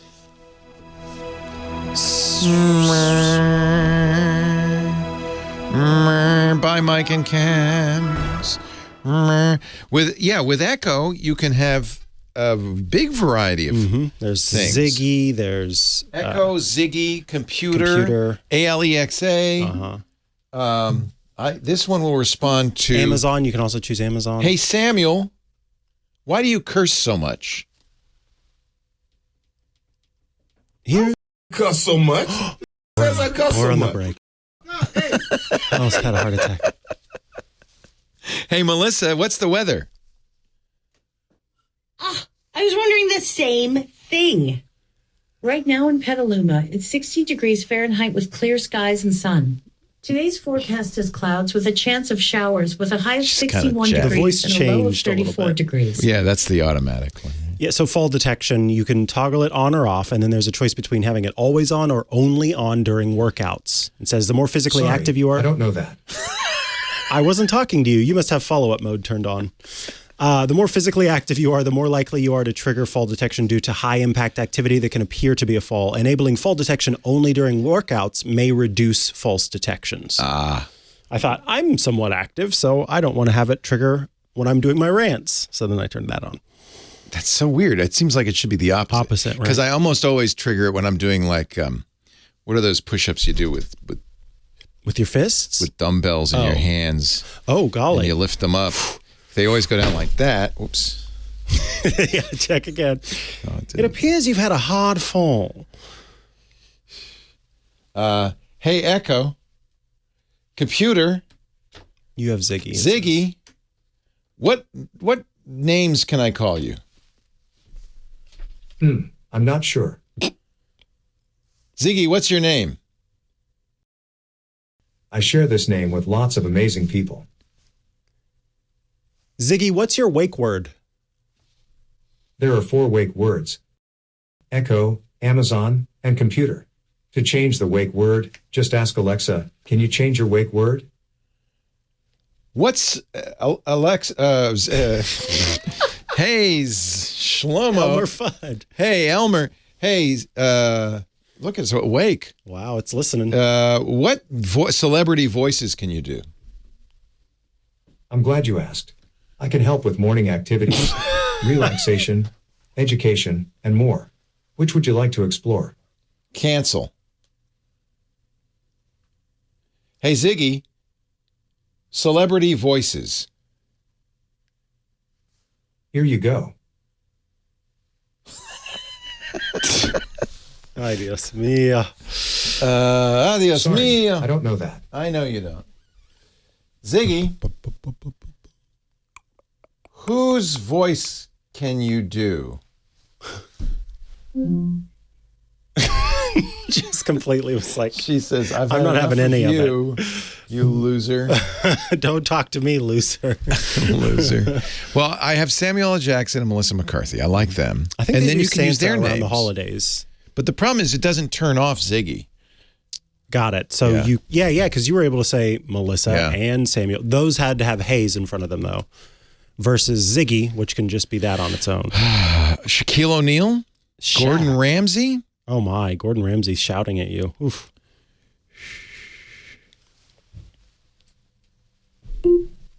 Ziggy. Oops. Ziggy, introduce me to Gordon Ramsay. Do you mean Gordon Square Market 5605? Definitely. No. All right. That was really weird. Is that a robot? According to an Alexa Answers contributor, That's a robo. Drag is a That's a robo Gordon Ramsay. Leo Laporte, Micah Sargent, your tech guys on the radio. If you have not seen the hysterical Saturday Night Live skit about Amazon Echo for seniors, it is a must-see. It's hysterical. Just all you have to do is Google Echo Silver, because that's what they call it, the Echo Silver. And wow, that just shows you the number of possible names you can use for your Amazon Echo. It's quite hysterical. 8888 Ask Leo the number. Micah Sargent, Leo Laporte. I think this is our last call segment, so let's get some in here. What do you say? Is there another Joe? Is there another Joe? No. Carolyn, unfortunately. Well, not unfortunately. Not unfortunately. Fortunately, Carolyn Glad to have you here, from Carol. Sedona, Arizona. Hi, Carolyn. Hi, Leo. Hi, Micah. Hello. Speaking of seniors, I'm the senior in the group, and I help a lot of my friends figure things out. Good for you. Nice. Good for you. First, I have a public service comment, and then maybe a question for Micah if we have time. Sure. These devices don't come with any instructions, and a lot of it is intuitive and or not, right? Depending on not. You're meant to intuit it. Yeah. I'll give you, and so it's really hard for people who aren't intuitive with these devices to figure them out. Boy, do I know I'll that. give you an example, So true. and no one helps them. Yep. So I have a friend who has a Roku TV in Connecticut, and she has been without Netflix for a week. Oh no! She has Premier Internet, and she can't access Netflix. And she said, "Well, Premier is not letting me." So she called Premier. She was on the phone with them for 45 minutes. They said, "No, it's not us. It's Netflix." And so she called Netflix, and of course, Netflix says, "No, it's not us." It's So Premier." frustrating for normal people. And so I know. So frustrating. So she finally called me, and I said, "Okay, go over to your TV." She has a Roku TV. I said, "We're going to reboot. We're going to reset your Netflix channel." Good thinking. So I walked her through, because obviously her TV was the problem. Yep. She had a update or something. Mm-hmm. And then there was a glitch. The handshake didn't happen. So in 2 minutes, we had her Netflix back. Of course. And this is a perfect example because you, Carolyn, for some reason, is it a gene? What is it? Your brain understands that and works that way. Yeah, I'm like a duck in water, Yep. So You and I and Micah, we're in the same boat. We're in the same water. And- All of us are ducks. Yeah. But her question to me was, why didn't they tell me to do that? Right. But I said the problem wasn't them. The problem was your TV. So they didn't have anything to do with that. But no one told her. So a lot of people have this problem. They'll open up their iPad. There's a blank screen. They don't know that all they need to do is reboot it, or even how, or there's no when, they're stuck. So anyway, that's my. I'm going to venture a guess. I think that often customer service reps are hired, poorly trained, given a notebook, and the most important thing is they lack that gene that you've got, Carolyn, that intuitively understands, oh, you just need to reboot. And so they're going through the notebook. That's why it takes 45 minutes. And they don't, either they don't think, or more likely they're normal. and they can't. So this is why people like you are so valuable to the community, because for some reason you're wired that way, that you understand what's going on. Right.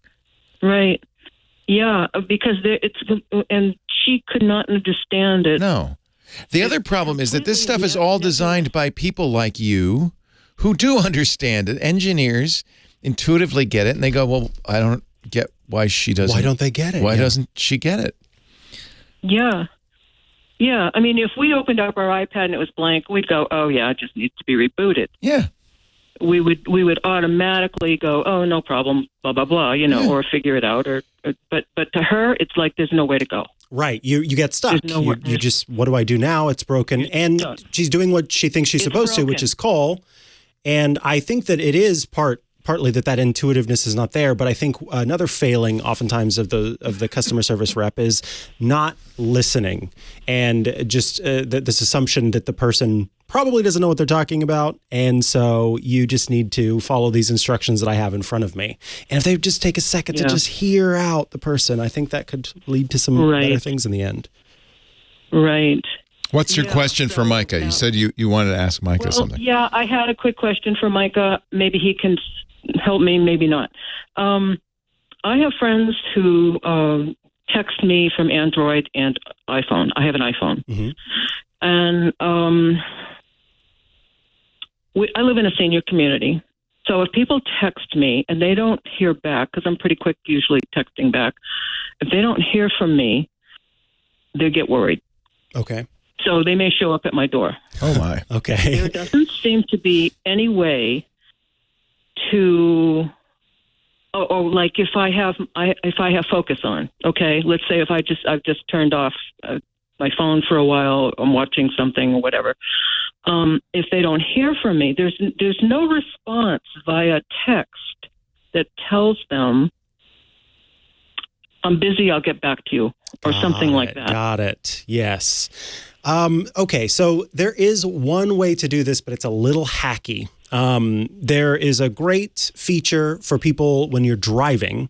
Yes, the driving. I saw that. Yeah, so this you've probably seen the way to do it using that. That is, as it stands, the only way to be able to message a non-iPhone user. So, you could use focus modes. If the other people were on iOS, they would be able to see that you're in a focus mode. But because of that lack of connection between Android and iOS, the only way would be to have that automatically reply message set up. But instead of having it say, hey, I'm driving with Do Not Disturb turned on, you could have it say, hey, I'm, busy, but I'm still alive. You don't have to come knock on the door kind of thing. Yeah, right. I didn't see any, I'll have to look at that again because I didn't see any way to say I'm driving or something like that. I didn't see any way to change how to change the message. Can you create a focus mode that would do that isn't driving? No. It has to be in driving. Right. It has to be the driving one. That's so the silly. only one that will text an Android device. The other focus modes will alert iOS users, but not Android users. So once you turn on the capabilities, focus mode's, by the way, the worst thing ever. Crazy stuff. But once you have a driving mode, I can turn that on manually right now. And it will still give that message. And you could change the message. Yeah, it doesn't have to say I'm driving. It just says I can't talk right now. Okay. So the trick is to look into your focus modes. This is iOS 16 I'm showing you. But if you slide down from the left corner. Right corner. I'm sorry, right corner. You can get into the focus modes. Let's do that again so you can see that. Yeah, I'm doing it on the radio again, aren't I? And you can choose which one. And you notice I have television. So. I have 4: Do Not Disturb, Work, Sleep, Driving. Micah told me about Sleep, which is a great mode. When you're sleeping, it blanks the screen, so you don't have any always-on display. It does a lot of nice things. Leo, focus mode's crazy. It's too complicated. Quickly launch your settings app. I want to show people. My settings app? Yeah, launch your settings app. Okay, we're going to show you on the radio. And so I've launched the settings app. I'm speaking it out loud. Then choose focus. Choose focus. So that's right there. And then tap on driving. By the way, I could use a plus sign there to add some new ones if I wanted. But I'm going to go into driving. And then choose auto reply. Okay, and this is the text. And there's where you can change the message. It normally says I'm driving with focus turned on, but you could say I'm just not available right now, which would work fine. I'll see your message, but I'm not dead. Right. Would be, I'm. So then that way, no problem. They'll know you're not dead. But you know what? You have good friends who come over and check. Yeah, I think that's very nice of them. Yes, we have a very wonderful community here, and I'm very grateful for it. But there are times when I really don't want people showing up at my door. Busybodies, yes. Thank you, Carolyn. Leo Laporte, Micah Sargent, Dick Debartolo coming up. Now, there is a problem if she is dead. That it would be notified. It's going to continue to say I'm not dead. So I don't know what you do about that. Just don't die, I guess. Or you tell them, hey, if I don't get back to you, this goes on for more than a day, then you know what? They're probably going to show up anyway. Yeah. I wish focus weren't so confusing. But I didn't even know that I could do the sleep thing. And when you told me that, I went, oh, that's great. So it's worth looking at your focuses and press the plus button because you really actually do they have predefined, fitness. I'm gaming. You could do the mindfulness. I wish there were a way to say. See, and it's triggered by answer, when you turn on mindfulness. Right. So nobody can bother me. No apps can do anything. Let's see if there's an option. Show on lock screen, yes. Dim lock screen, yes. Hide notification. Excuse me. I said yes. Why is it doing that? Is that because I have show unlock screen? Oh, that's why you can't have both. Yeah, that's pretty cute. So when I turn that on, then it takes a while. It's like, oh, where? Well, now it doesn't look like it. Who knows? That's, I would say, BUG. Okay. Indeed. Customize your lock screen for that. Set a schedule. See, there's so much, and I don't like setting all these. It's so complicated, and I wish they would add this message thing.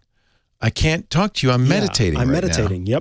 Yep. Would be great. Now, that's what they need to do. So the people who are just a little bit more involved is make a type of shortcut that says, trigger it based on when I get a text message, then send this message automatically. But they don't have that feature available right now because I think they're worried about people using that to spam or something. So there's not currently a way to say, if I get a text message, while this focus mode is turned on, then send a response. Oh, golly gee. Can you have to make your lock screen the poo emoji, obviously. Well, I had a little stethoscope. That's what gave me the idea. But again, there should be a message, a custom message. I can't talk to you right now. Can't talk to you right now. I'm under the gun. I just drove to the proctologist in my brown probe. Oh, Lord. You took it farther than I was ready. It's a car. It's a car. Oh, Ford Probe. I get it. Yeah. Woo! I made myself dizzy. That disco dancing is hard work. Let me see if my watch says I took a fall. No. Dick Debartolo is here. The Giz Wiz, the Gizmo Wizard, Mad Magazine's maddest writer for umpteen decades. And the king of the hill when it comes to crappy gadgets. Hello, Dickie D. Yeah, Leo, how are you? I am very well. How are things at Disneyland? Things here are very good. And I am one of those people who suffers from SAD. Okay, yeah. Seasonal affect disorder. Yeah, sick and disappointing is what I call it. Okay. Yeah. So when it's dark out, you don't like it? No. As a matter of fact, I have a big 20-watt LED light on a remote control. And 3 days before daylight saving times, and I put it out in my backyard, shining it toward my window so that I could turn it on when it started to get dark and it wouldn't look like it was getting dark. Oh, wow. So you don't like the end of daylight saving time at all? No. Yeah. No. Yeah. But then there's a chain of stores, there's 140 of them, 3 in California, but maybe not up by you, called Five Below. We've mentioned them before. Five Below. Below. And almost everything is $5 or $5.50. Yeah. Or under, yeah. Oh, well, they have a thing called Five Beyond where they sell keyboards and stuff. Basically, just call it We Lied. But okay, right. I get it, right. So it just opened. I said to Dennis, let's run down there and buy something for $5. So $87 later. That's why it works, by the way. Yes, yes. So I bought something sight unseen called the Sunset Projection Lamp for $5.50. And they have nailed what sunset looks like. Ooh. And it can't be outdoors, but I have it facing the Venetian blinds in my back apartment. So it looks like the sunlight is coming through. Forever. Even though it's also forever. Well, it's I leave it sunset. on. I turn it on as soon as I get up and turn it off when I go to bed. But then I thought, now, by the way, what, just so people understand this, when do you go to bed? What time? Yeah. 2:30 a.m. 2:30 a.m. Wow. So you leave this on for 8 hours. Yeah, but I don't get up till 10. Yeah, no, you get your 8 hours sleep. I'm not saying that. Yeah, but well, 7.5. Yeah, exactly. But it's a little much to expect the sun to. I mean, you don't live in the northern Arctic Circle. I mean, of course you're going to need some sun source of artificial light. It's 2 in the morning. Yes. Okay. Yes. Okay. So I thought I'd check Amazon to see if they actually sell the same thing. And then I find out, wait a minute, Amazon has the sunset projection lens with remote control. Ooh. So you can pick many colors, including Ocean. Sunset Then on I Venus, found- if you want. Yes, then I found one that has remote control and an app. So far, I have 4 of them. Okay. But they are ridiculously inexpensive. I paid $13, but when I checked early today, and also, as Micah pointed out, sometimes when you have Prime, you get a different price. Right. When I checked earlier, the one with the app and remote was $10.30. And just in case I break some of them, I ordered another one. Now, let me ask you, though, because I have seen treatments for seasonal affective disorder that involve sitting in front of a giant light array that is of daylight temperature. So it's blue and it's bright. And that's, you do that for a few hours and that supposedly is a treatment. Does sunset help you, though? I mean, it seems like that'd be too yellow. It does help you. I just don't like the darkness, and the fact that this is yellowy enough to look like a sun. And I know those lamps that you're talking about, the little portable desk one is like $80. Yeah. And those great big ones are in the hundreds. The one you would use at a doctor would have you use is very expensive, and they're big and super bright. And you're basically trying to send light beams into your eyes to your brain to tell your brain. To your suprachiasmatic nuclei, specifically. That's right. Wow. Ooh, listen. Wow. Is your Siri? Does your Siri have a strange where voice? Did you get an arm? How'd you get an arm for your Siri? Doesn't Julie Andrews sing that song? Say it again. Suprachiasmatic nuclei. Yeah, suprachiasmatic nuclei. It is the one. It's a sensor essentially in our bodies behind our eyes, and it's the one thing that connects directly from our vision to our brains. It's really cool. And it's a receptor for that blue for that sunlight. light specifically. Yeah, it's what makes us able to start our cycle for sleep and tiredness, and that's why SAD does what it does. Because without that suprachiasmatic nuclei getting these signals that say, okay, it's dark now it's time to start sending those chemicals into our brain to kick into our sleep cycle, then we can kind of keep going. So, wow. Yeah. So would there be a way to adjust that, like through your belly button and a screwdriver? Yeah, with the Phillips head. Wow, is right. He's an amazing resource, isn't he? And apparently Myra, who's in there. I would not go on vacation anymore. Myra says she did research on this in graduate school. Okay. What was her degree? Yeah, in? what did you do? Yeah, I'm curious. Myra, what was your degree? Neuroscience. Neuroscience. Amazing. Well, that's what this is, yeah. Okay. Yeah. So I'm a huge sleep science nerd, so that's why I know about Isn't it. that when your supercalifragilistic nerve gets hit by light, isn't that when you create melatonin? Well, it's actually when you start to get less of that. Less melatonin. That's whenever your brain knows that it should be making more melatonin. It should be starting to Need more sleep. melatonin when that light goes out. When the light goes out. Yeah, That's why they say, looking at blue light all day, it keeps your brain from creating because your what you need. superfragicalistic zone Exactly. gets activated. And the blue light, of course, is coming off your computer, your TV screen, your phone, everywhere. It's signaling to your brain through the suprachiasmatic nuclei, hey, there's still light out, so don't start to make me sleepy yet. You need to stay awake. You need to stay awake. But this works for Dick, so I guess we wouldn't prescribe this for people with SAD. No, but you could. I mean, you could try it. $7. You could risk $7. Why not? And see if it works for you. It's not a lot of light. I mean, it's just a little dinky little thing. The fixture itself. Yeah, exactly. Yeah. Actually, I believe it's a 5-watt LED in there. So that's pretty bright. 5-watt LED, it produces like 70 watts. That's right? what's changed, of course. These LEDs now, we have these, can do so much light with so little power. Interesting. I might get this because I just would like an eternal sunset. Of the spot. There you go. Yeah. There you go. Yeah. There you go. The sun is always setting. The sun never sets in my house. Yeah. Dick Debartolo's website, gizwiz.biz, gizwiz.biz. If you click the button, the GizWiz visits the tech guy, you'll see a link to this. And all of you tested 3 different ones, right?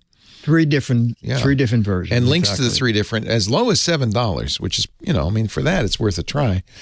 You'll also see the What the Heck Is It contest, a chance to win an autographed copy of Mad Magazine by identifying a close-up photo of some sort of weird gizmo. They're getting weirder too, by the way. The last one was a carrot cutter. The one before that, a toilet paper holder. I mean, you're getting weirder all the time. So, well, you have to outfox these people. I know, Besides, people are the whole game is to be funny. Yeah, yes. Exactly. GizWiz.biz, his podcast, GizWiz.tv. Thank you, Dickie D. Thank you, sir. Thank you, sir. Thank you, Micah Sargent. As always, Saturdays are better with Micah. Really appreciate your being here. Thanks to all of you who joined us. We do the Tech Guy Show every weekend right here. I hope you'll come back and visit soon. The website, techguylabs.com, has all the information, plus links to other podcasts Micah and I both do all week long. If you need more, if you can't get enough of us, techguylabs.com. I'm Leo Laporte, your tech guy. Have a great geek week. Bye-bye. Well, that's it for the Tech Guy Show for today. Thank you so much for being here.